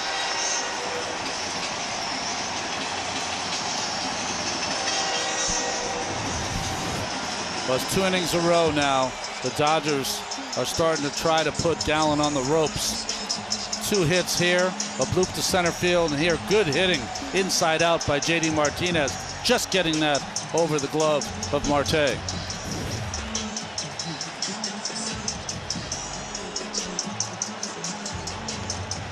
And Lovello apparently is not going to waste any time. With 1 out in the 6th, he'll go to the left-hander, Andrew Saalfrank. And we'll see how Roberts counters that move. Taylor comes off the Dodger bench to bat for Jason Hayward. And to face Andrew Saalfrank. He spent the majority of the season in the minors, AA Amarillo, then AAA Reno. Good numbers there.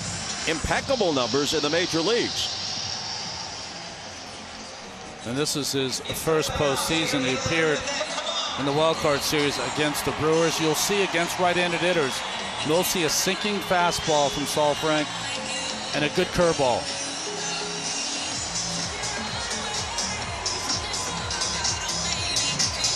So there's Chris Taylor, and behind him, Kike Hernandez to bat for David Peralta.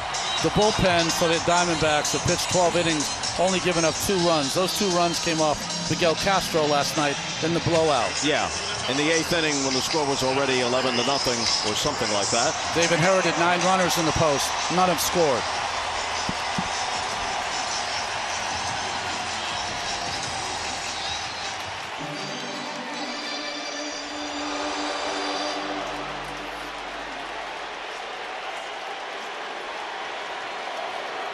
So the rookie to the veteran Taylor, who comes up empty on his first swing.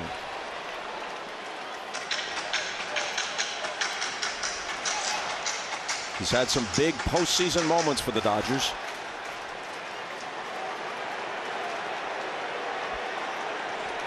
Dave Roberts hoping he could produce one here. A ball and a strike.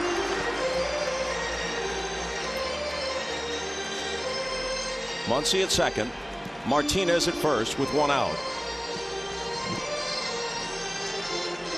Not every pitcher-catcher combination uses PitchCom, but obviously Saalfrank and Moreno are doing so here.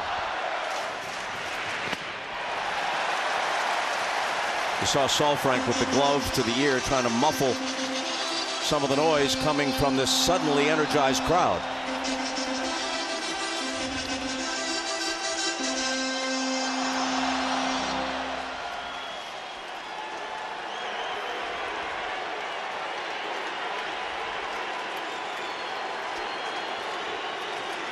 The 2-1. 3-1. Count leverage to Taylor. That was the sinking fastball from Saalfrank out of the zone. Taylor should see the same pitch here. 3-1.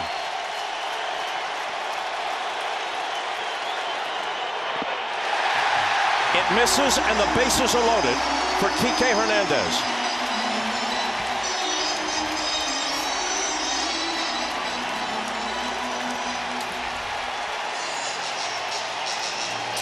Well, Brett Strom, the pitching coach, is going to come out.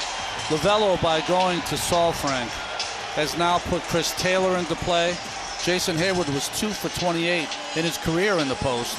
Chris Taylor, who's walked, and now Kike Hernandez, who's had some great, amazing moments in the postseason. And all Zach Gallen can do is nervously pace.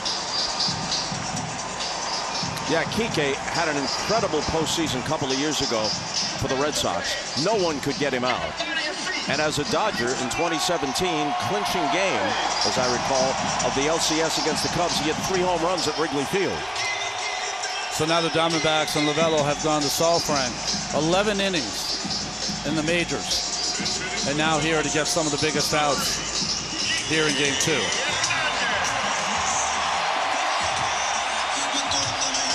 And not incidentally, the versatility of Taylor and Hernandez makes this even more of an understandable move by Dave Roberts, because they can play almost anywhere when they have to go take the field after pinch hitting. With the bases loaded. Ball 1.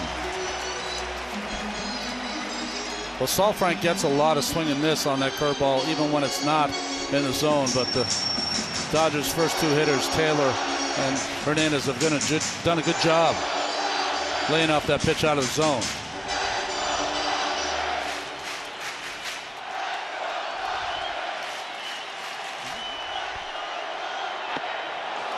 Does he lay off again? No, not this time.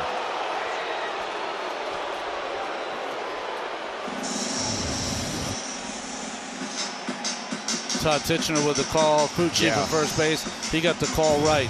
Sure did. Dodger hitters, you got to get Saalfrank to get the ball up, whether it's his curveball or his sinker.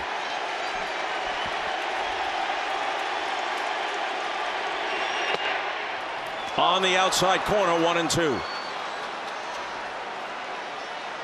Well, you start the year in Amarillo.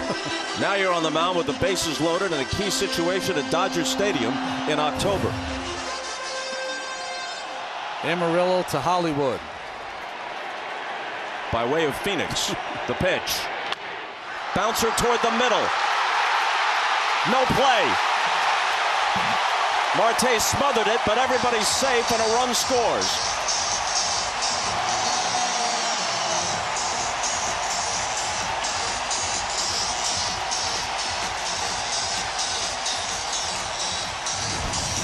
Interesting. Saalfrank, I think, had a play on this and let it go. Takes his glove back and let it go, but the way the defense was situated, that ball up the middle just saved an extra run, did Marte, with the dive to keep it in the infield. Muncy scored. Now it's Martinez at third, Taylor at second, and Hernandez at first for Outman. As a pitcher, you never let a ball back at you go with the bases loaded, because you have the 1-2-3 double play.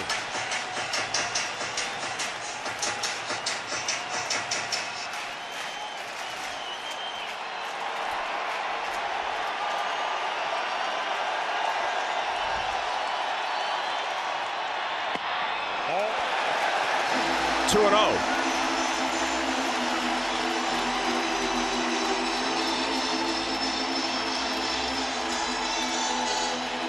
Martinez, Taylor, Hernandez.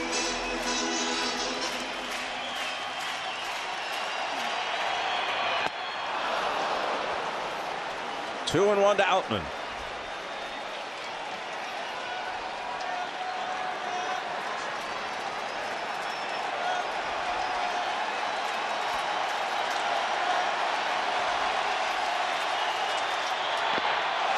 Three balls and a strike.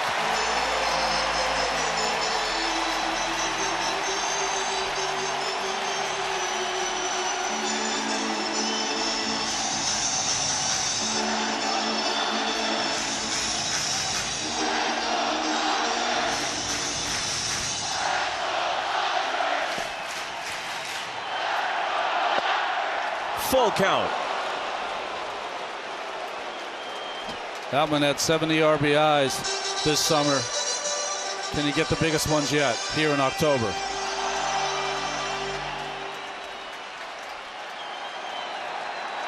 Miguel Rojas on deck. Swing and a miss, strike three.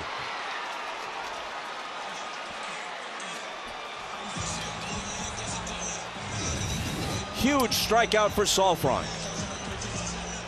Well, that sinking fastball, the 2-0 pitch was out of the strike zone that Outman swung at that got Saalfrank back into the count. And Lovullo coming out to make another change. Right-hander. Here comes Ryan Thompson. Miguel Rojas, right-handed hitter, had a solid single to center his last time up. That's who Thompson will face.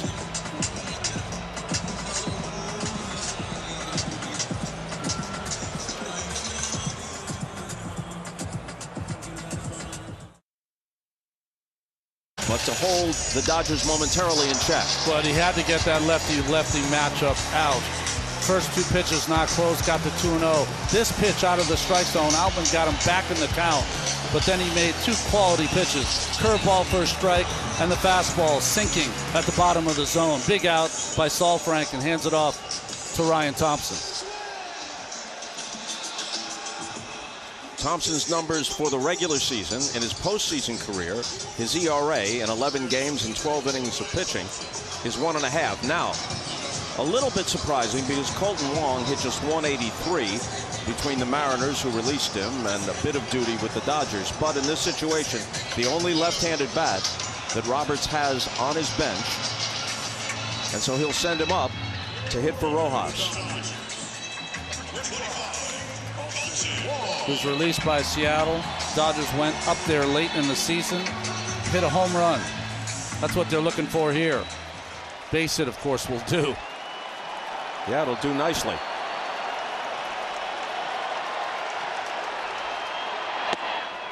Called strike. Thompson's really got that three-quarter delivery. He's a very tall pitcher. Drops at the waist. Three-quarter delivery with a fastball that sinks and a slider.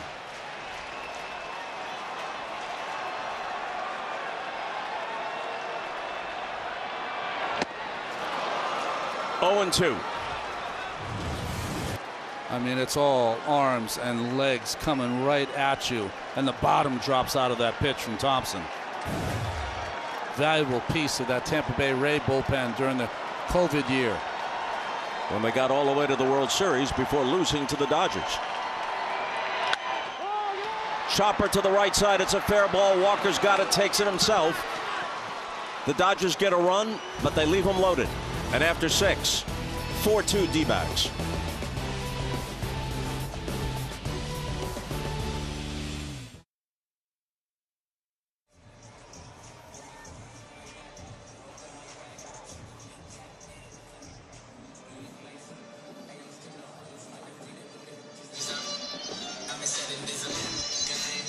Here's what awaits us tomorrow and the night after. But right now, our focus is on the field as we go to the 7th inning.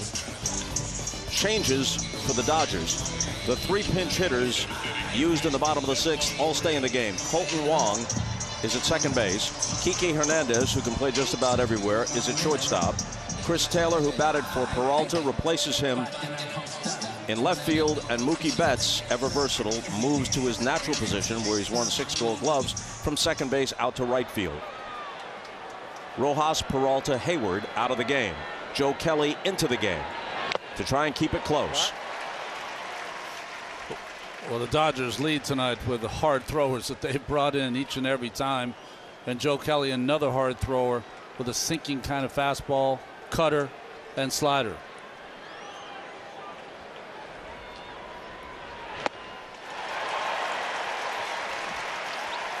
Oh, and 2 to Longoria, who's 1 for 2 on the night. Joe's always changed his motion at times. Now he hovers that front foot before delivering the baseball to the plate.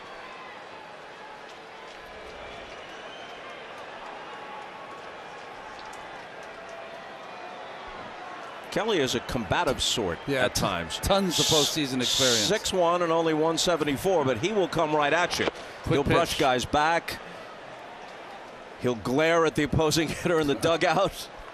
Somebody wants to charge the mound. He stands there and says, "Come get me." That's right. Hey, I'm giving up 50 pounds. Come get me.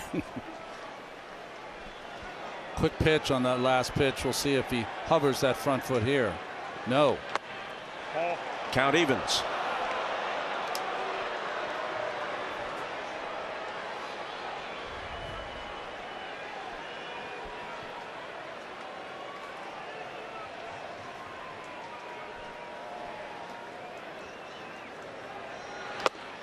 Called strike 3. No dispute from Longoria, who walks away. Shaking his head, sitting on a slider. Got the freight train. Movement on that 2-seamer from Kelly. Started off the plate, ended up down the middle.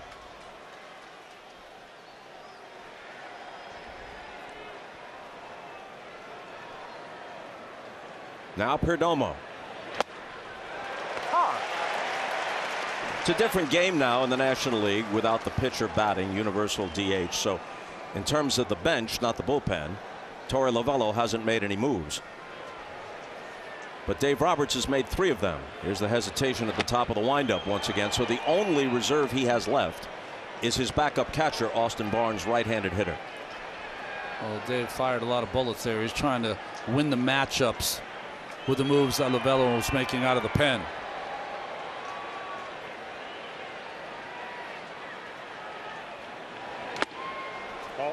Perdomo doesn't have an official at bat. Successful sacrifice, then a walk, after which he was caught stealing.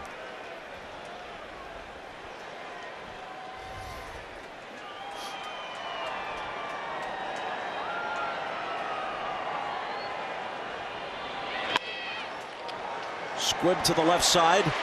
Hernandez gets a chance right away and makes a nice play.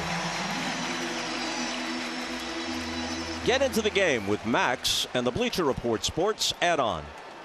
It's on us for a limited time. After the promo period, you can add it for $9.99 to a Max base plan.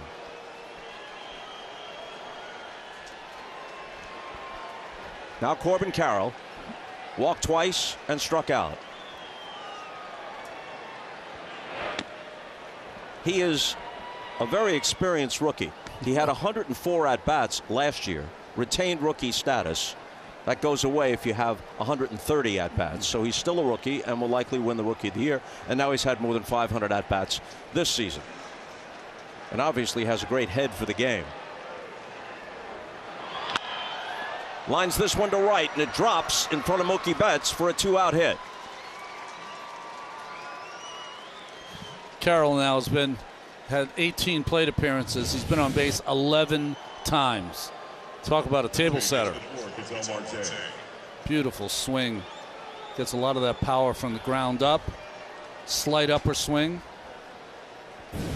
The walks, of course, help both his team and his on-base percentage, but just in terms of official at-bats, 7 for 14 in the postseason now. And of course, a threat to run. 54 stolen bases in 59 attempts this summer. Almost automatic. It isn't just that overall stolen bases are up, but the percentage on attempted steals is much higher than it was until this year because of the rules changes. Runners are a lot more adventurous. Bouncing ball toward that hole. A diving stop by Hernandez, but that's all he can do. There was a huge space on the left side, and Marte found it. Sinker away, he goes that way, and this is a fine play by Hernandez. Does he have a play? No, but he does stop Carroll from going from first to third with that play, which with his speed and 2 outs he would have done.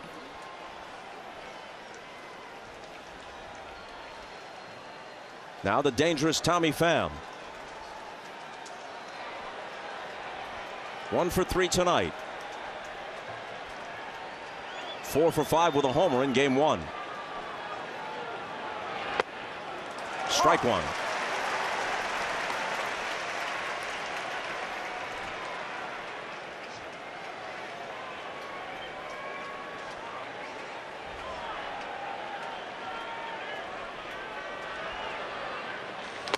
Ball out. Yeah.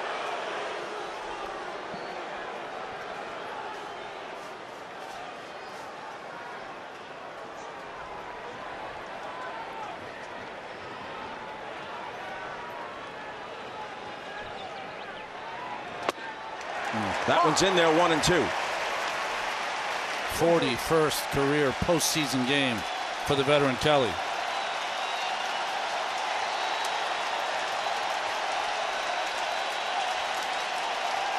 Many at Dodger Stadium come to their feet. Kelly shakes off a sign from Smith and then steps off the rubber.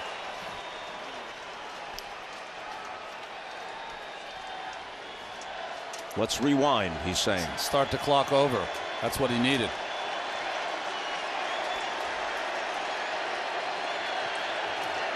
And now Morales out from behind the plate.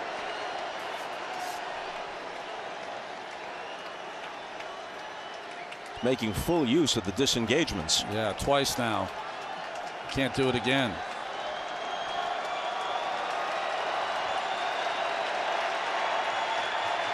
The runners go on the 1-2. The ball bounces away. Smith chases after it. They both move up. Carroll to third, Marte to second. Since they were both running, it's a double steal and not a wild pitch. But good work by Will Smith to keep that close enough. Yeah. Because if that got in the way, Carroll would have taken a shot.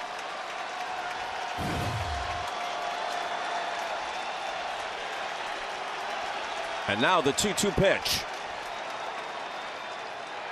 Swing and a miss, strike 3.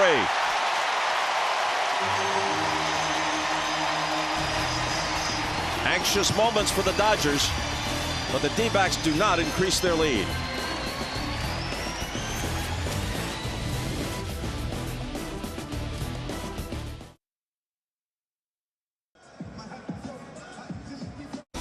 This copyrighted telecast is presented by authority of the Office of the Commissioner of Baseball and may not be reproduced or retransmitted in any form, and the accounts and descriptions of this game may not be disseminated without express written consent. To the bottom of the 7th, Ryan Thompson remains on the mound, facing the top of the order, and Mookie Betts 0 for 3 tonight, 3 for his last 33 in the postseason. Freeman and Smith waiting behind them. Anybody gets on, Max Muncy, and then J.D. Martinez, perhaps. Back to the mound, but Thompson can't find it, and Mookie is on.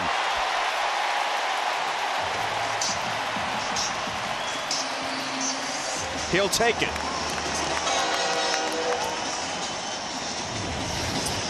Well, Ryan Thompson is a big guy, falls off towards the first base side, and that just hits the heel of his glove, or that would have been an easy out. Karams took the third base side, no chance to get Mookie at first, and the Dodgers have a start.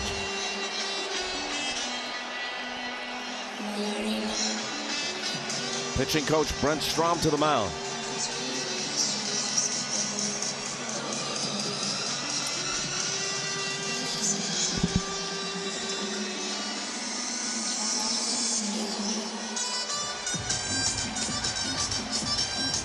scored as an error. Either way, Betts is at first, and Freeman is the tying run at the plate.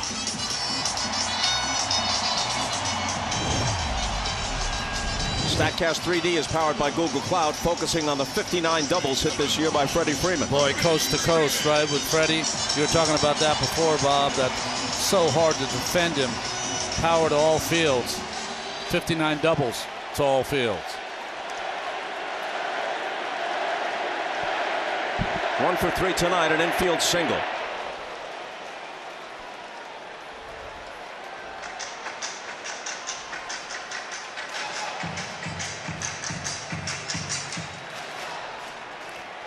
Unless you're a Hall of Famer like Mariano Rivera or Trevor Hoffman, the fortunes of relievers wax and wane, and Thompson is an example. He was released by the Rays in August. Had an ERA of 6.11 with them. Just a few days later, the Diamondbacks picked him up, and with the Diamondbacks, he's been close to untouchable. ERA 0.69 in 13 games. His 1-1 to Freeman. Bounced foul.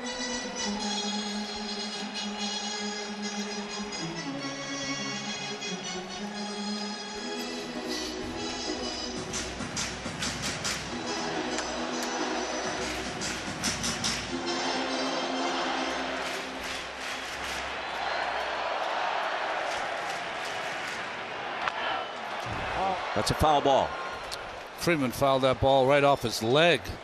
That slider just running in on him. And that one smarted.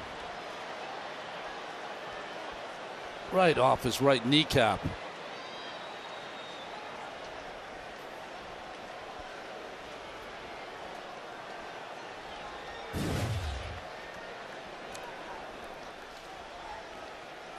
Using the bat so he won't collapse and fall down.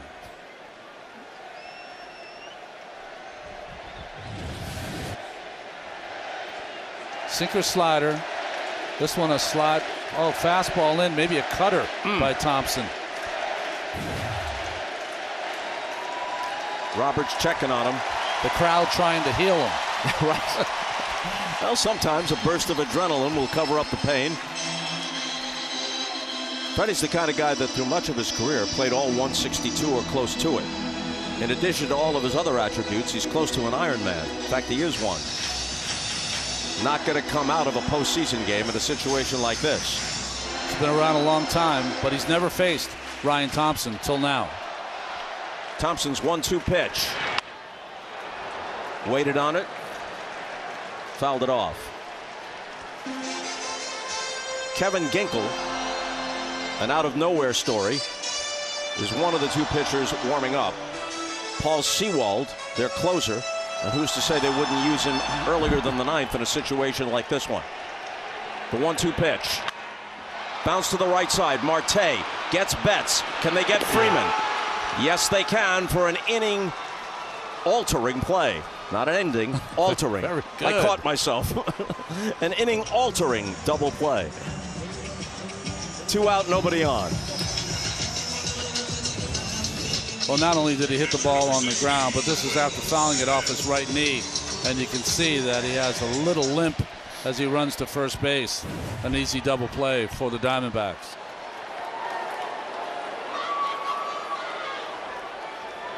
More on Freddie Freeman from Lauren.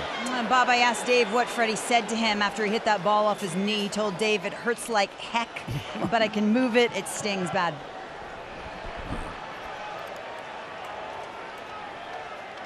So now Will Smith with the bases empty.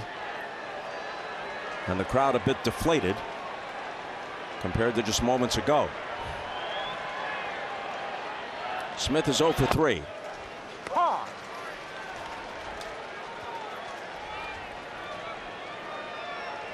Torey Lovullo said that Thompson, since he's put the Diamondback uniform on, he's been throwing strikes, been uber aggressive. And like you said, back to where he was before, after some struggles. Pitches on high emotion, does Ryan Thompson. You'll see if he gets a final out. a big celebration.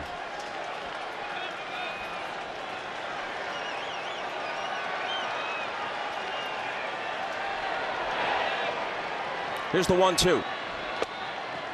On the corner, strike 3. A seeming threat is dashed, and we go to the 8th.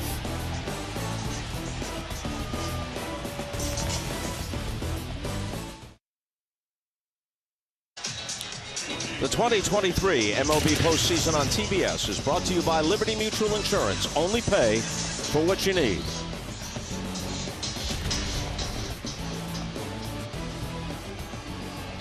Not only a tennis Hall of Famer, one of the most significant athletes of the 20th century, Billie Jean King. 100%. Coined the phrase, I believe, pressure is a privilege. The pressure's on her Dodgers. Joe Kelly remains on the mound for the Dodgers as we go to the 8th, facing Christian Walker. The Dodger pen 5 1/3 to this point, allowing only 1 run. Keeping it reasonably close. 3-0.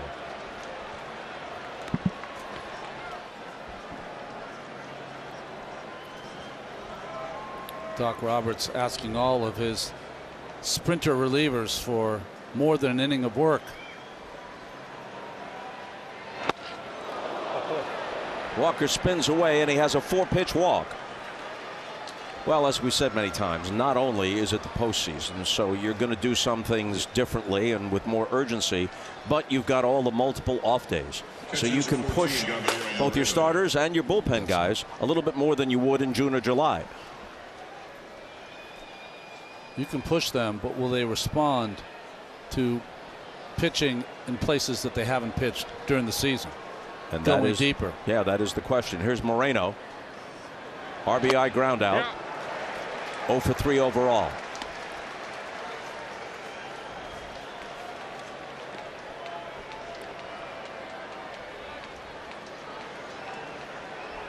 As another example of what we're talking about, Evan Phillips, the closer, at least nominally for the Dodgers, is up in the bullpen now.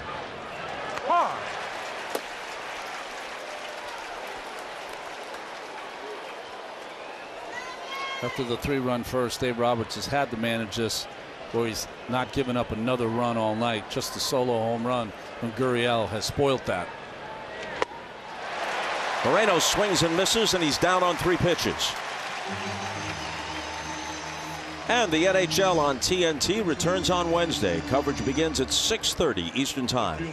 Watch on TNT or stream on Max.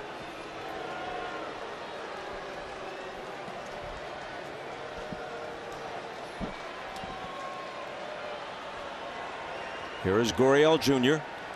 RBI single and a solo home run. 2 for 3.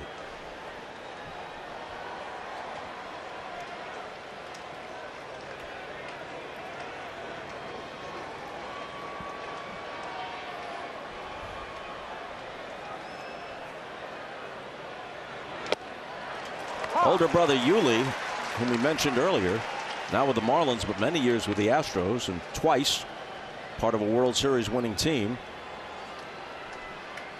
Batting champion. Yeah, only a couple of years ago, right? Now Lourdes with a taste of the postseason, hoping to go deep into it.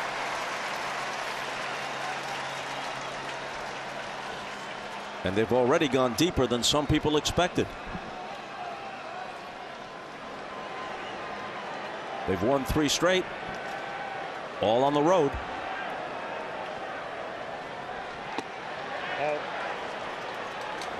Two and 2. In fact, the last time the Diamondbacks won 4 straight postseason games go back to when they were World Series champions in 2001. We're looking to do that tonight. Full count. Well, here's another stat for you. They're looking to win at Dodger Stadium, win 2 in a row, for only the 2nd time in the last 5 years. And prior to last night, they'd lost 36 of their last 46 games in this ballpark. All the trends seem to be working against them. They've turned that inside out. A little flare that's going to be caught at second base by Colton Wong.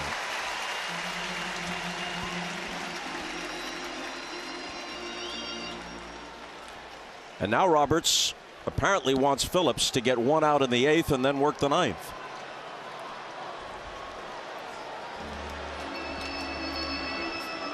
This would likely not be his play in May or June or any other part of the season except maybe September if you were fighting for the playoff spot.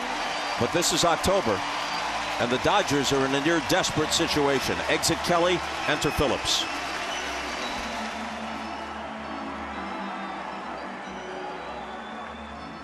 Booking.com.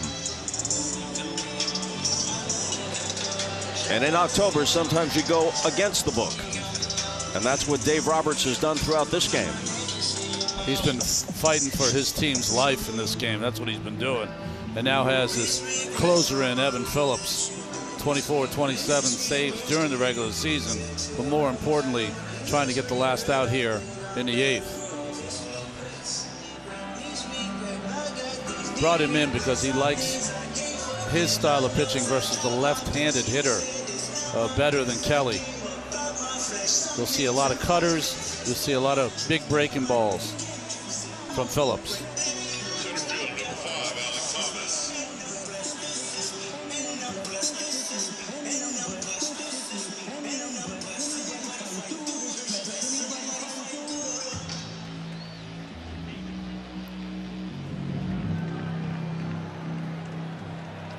Christian Walker, who began the inning with a walk, remains at first with 2 out now.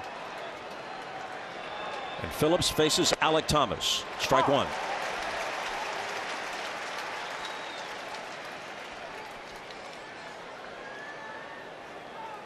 Longoria on deck.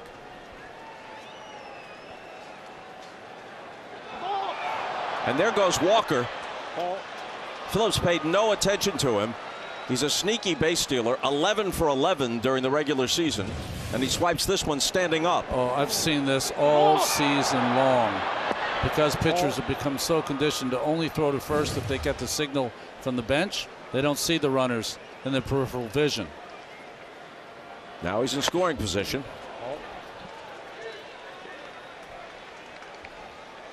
2-1 to Thomas. First batter face for Phillips this year. They're only 9 for 59 off Evan.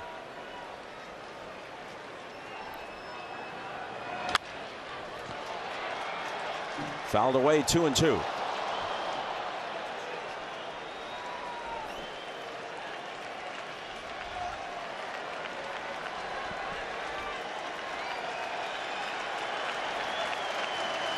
With Phillips here, you have to be careful. Try to get Thomas to swing something out of the strike zone. Can't afford any contact. Struck him out. To the bottom of the 8th. Still 4-2 Arizona.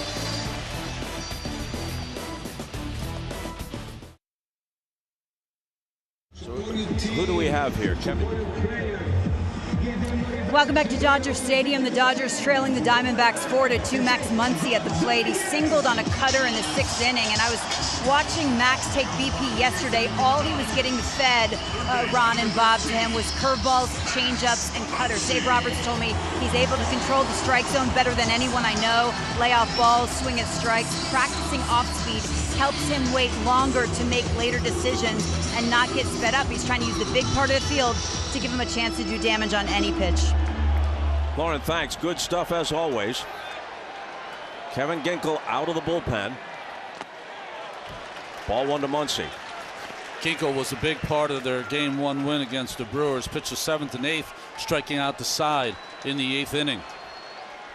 Had an excellent season, as those numbers attest. Oh.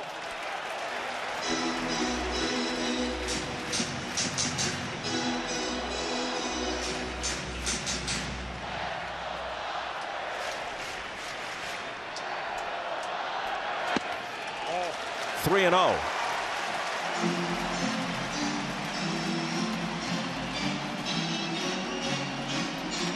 J.D. Martinez, who homered earlier in this game, waits next.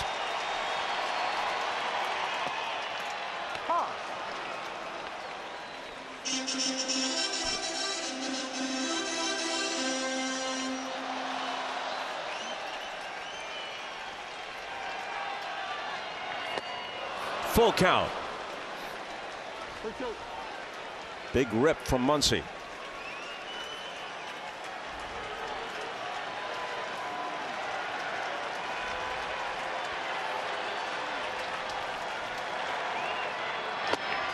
Came back to strike him out from 3-0, 3 straight strikes, 1 out in the Dodger 8th, and he might have chased ball 4.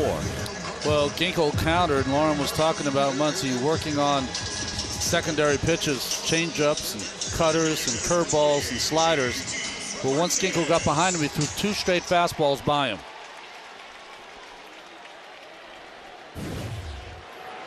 J.D. Martinez 2 for 3, homer and a single.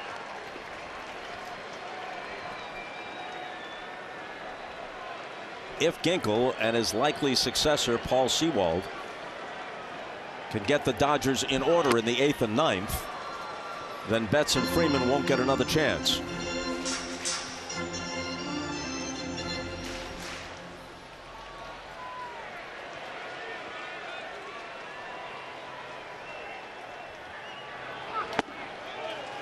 This Diamondbacks bullpen has been hot since September 1st, but since June 1st, Kevin Ginkel's ERA 1.87, 0.85 whip, 154 opponent's average. Red hot. Out of play. Mid-season, June and July, that bullpen appeared to be in tatters. Collective ERA was stratospheric. Sewald comes over at the trade deadline. That was a big help, not just what he did, but it changed the effect. There was a ripple effect as to who worked what innings and under what kind of pressure and what kind of moves were available to Lovello. It was that time when the bullpen struggled, when they lost 25 out of 32.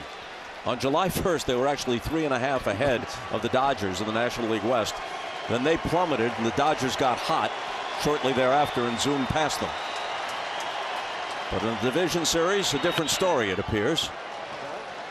The slate is wiped clean, just as it was last year, when the Dodgers finished 22 ahead of the Padres, beat them 14 of 19 head-to-head, and lost 3 of 4 in the division series. Here, a team they finished 16 games ahead of is on the verge of taking a 2-0 lead back home. Martinez draws a walk.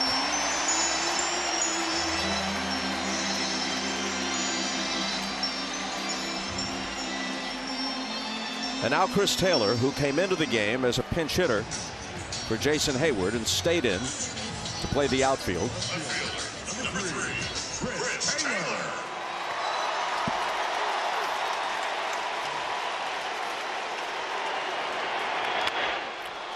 Roll it is short.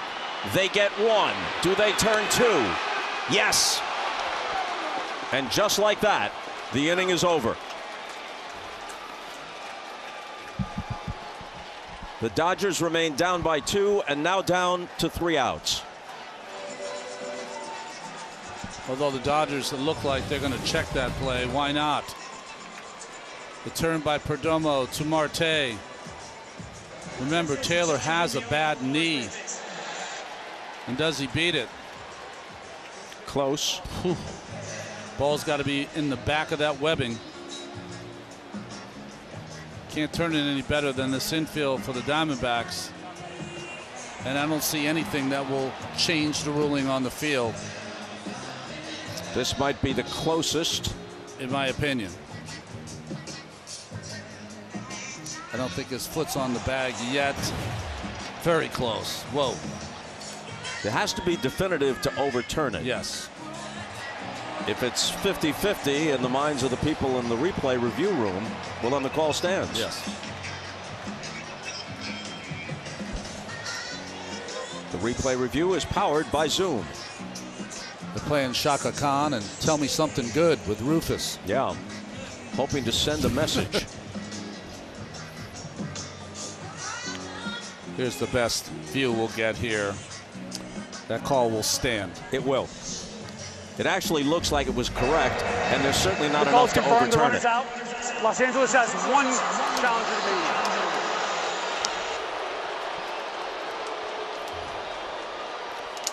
On to the ninth. 4-2 Snakes.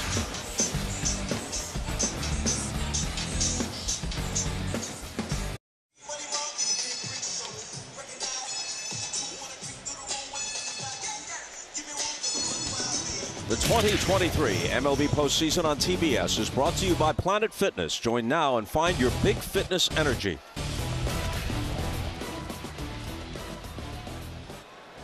Top of the ninth. Evan Phillips, as expected, continues on the hill for the Dodgers. Longoria, Perdomo, then back to the top for Corbin Carroll.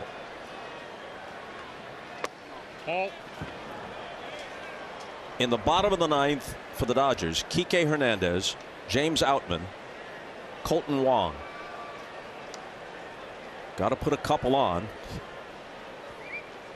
Then give Betts and Freeman a chance, neither of whom has produced in this series to this point. That's right. Which, if you're talking about 2 games in the middle of the season, is nothing. They both have MVP credentials. They both have Hall of Fame credentials. But the small sample and the urgency of it changes the perspective. It's October 9th. Betts and Freeman a combined 1 for 13 so far in this series. And Longoria is plunked.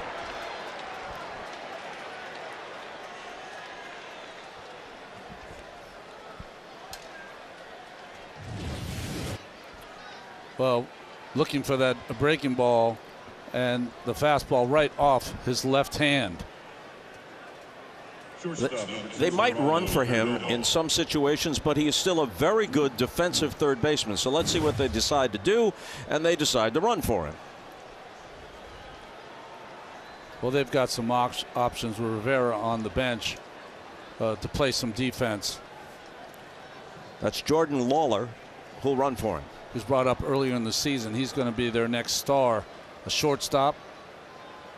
One of the reasons that their veteran Nick Ahmed was let go was Lawler. Lots of speed, but you'll see the Diamondbacks, especially with Perdomo up, they're going to be playing for 1.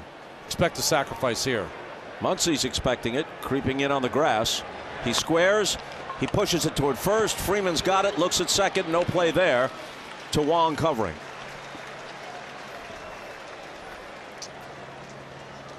Second successful sacrifice tonight for Perdomo, who led the majors in that category with 14.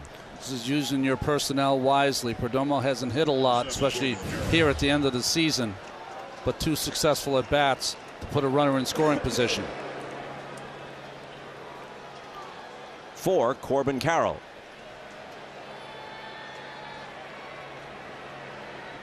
One for 2 plus a pair of walks.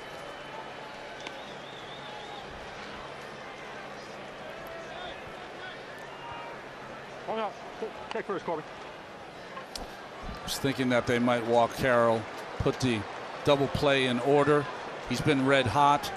Dave Roberts, after thinking about it after that first pitch, decided to do it as well. You know, maybe it's just me. Maybe it's generational. I like the 4 tosses high and wide. You look at the guy in the on-deck circle, the camera goes to him. He's being dissed a little bit. The wheels are turning. Chance to talk about it. The guy stands at the plate, unhappy he's not getting a chance to be the hero in this situation. There's theater in that. That's right. Now it's Marte. A bunt single, an infield single, now a pop-up that Muncy should squeeze.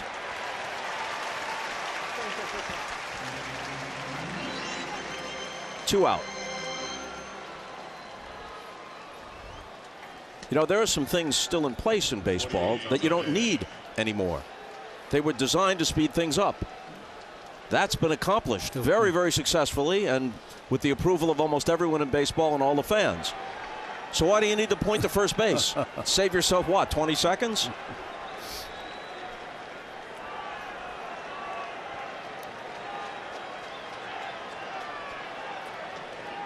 Tommy Pham. 1 for 4 tonight. 4 for 5 last night. Not last night, Saturday night, in the series opening game. Think about it. He only had 4 hits against the Dodgers all season long. He's had 5 hits in these first 2 games. See if he takes a different approach against Phillips. Tries to shoot that ball up the middle or to right field. Came off the Kelly slider in his last at bat.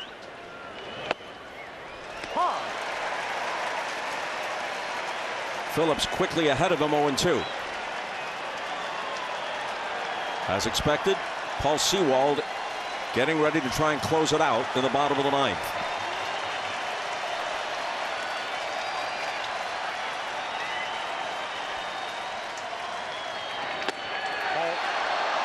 Didn't miss by much.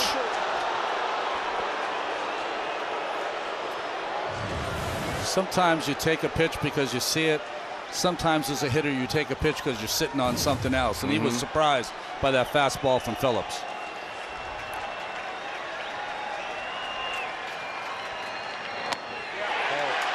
Nope. 2-2.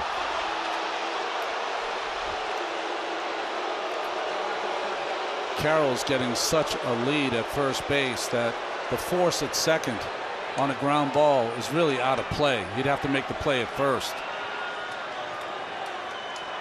All kinds of speed on the base paths for the D-backs.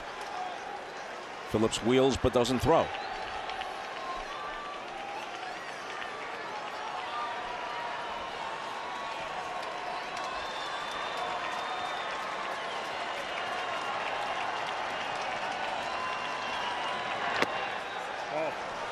And now a full count, and they'll both be off.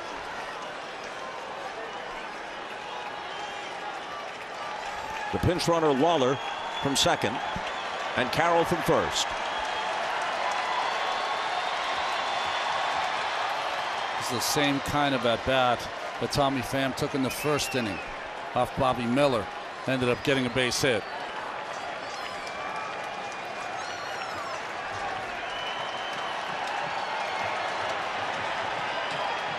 Runners go, bouncing ball towards short. This is a tough play. The throw is not in time, and if it had been, it wouldn't have mattered because it pulled Freeman off the bag.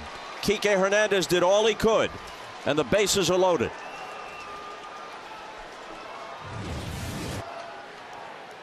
Well, that's all he could do, like you said.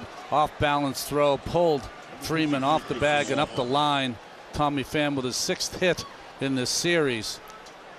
A more experienced runner than Lawler at second base might have taken a chance on coming all the way around on that throw to first base from Kike Hernandez. But a young player doesn't want to make a mistake, stays at third. Now Christian Walker to the plate with a chance to perhaps put this game out of reach.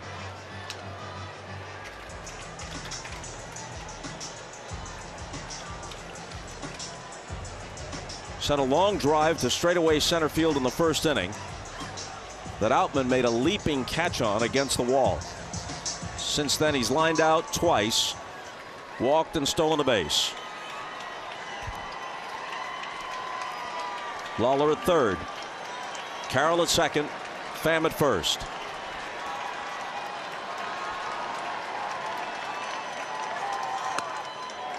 Ball 1.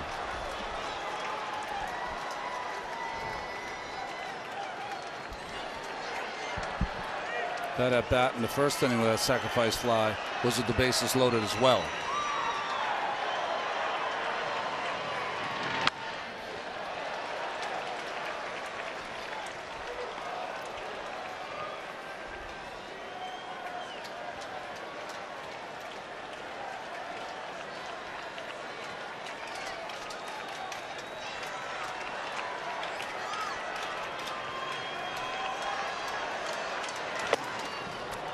High 2-1.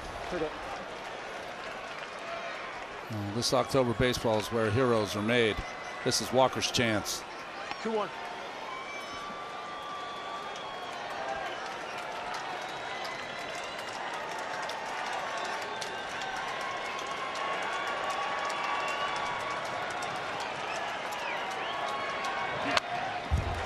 And the count evens.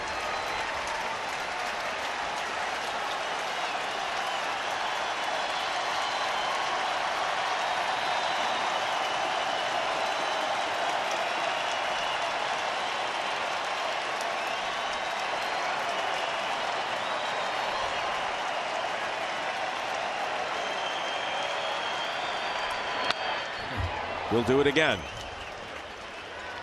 Some good pitches from Phillips, but some real good swings from Walker.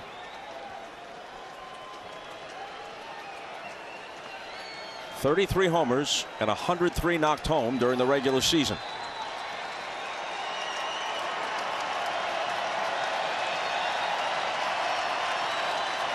Another 2-2 pitch. Swing and a miss, strike 3. Arizona leaves the bases loaded to the bottom of the 9th in a 2-run game.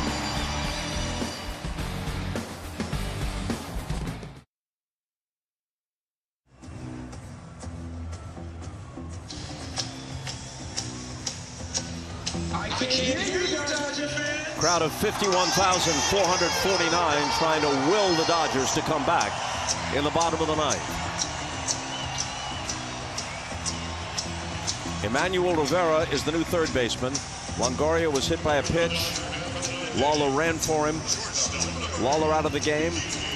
Rivera into the game along with Sewald. Another fine year for Sewald, the closer for the Mariners, and then traded to the Diamondbacks. 34 of 39, and if he can retire the Dodgers 7, 8, and 9 hitters, he will not have to face Betts and Freeman. And those hitters are Kike Hernandez, James Outman, and Colton Wong. The only guy left on the bench, Austin Barnes.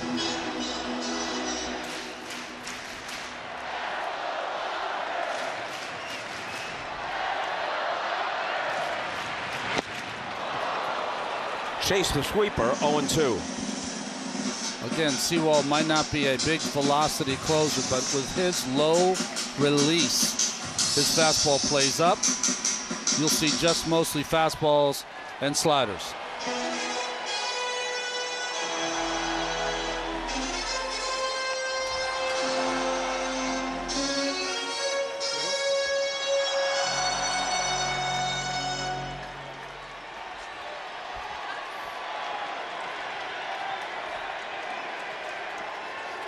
The 0-2 misses. Hernandez pinch hit in the 6th and had an infield single, which plated a run. Sewald's 1-2 delivery is ripped to left.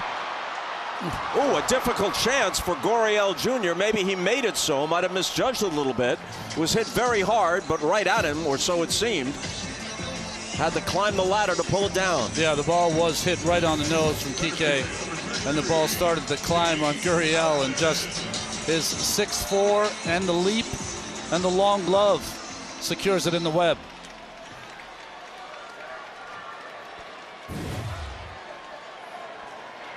Outman has struck out twice and walked.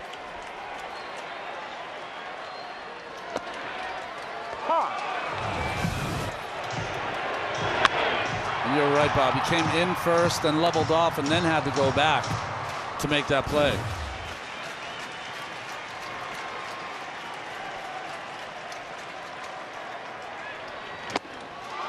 Oh, 0-2.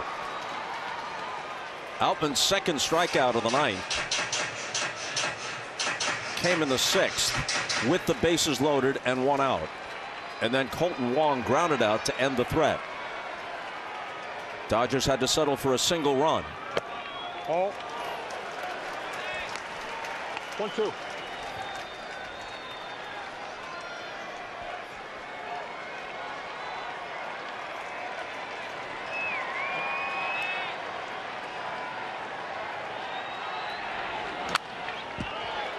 Still 1-2. When they've gotten ahead of Outman, pitchers have tried to exploit the higher part of the strike zone with fastballs. So far early in his career, his rookie year, had trouble handling velocity up in the strike zone. Another 1-2 pitch. And another swing and a miss. Third time Outman is fanned tonight. And Zach Gallen is 1 out away from recording his second postseason win. Four-seamer from Sewald with that low release. That ball almost seems to rise in the strike zone. Colton Wong. If he can somehow reach. Mookie Betts, and behind Betts, Freeman.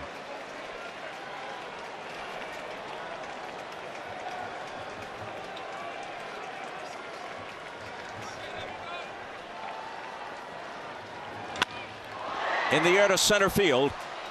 Thomas, almost in his tracks, tucks it away.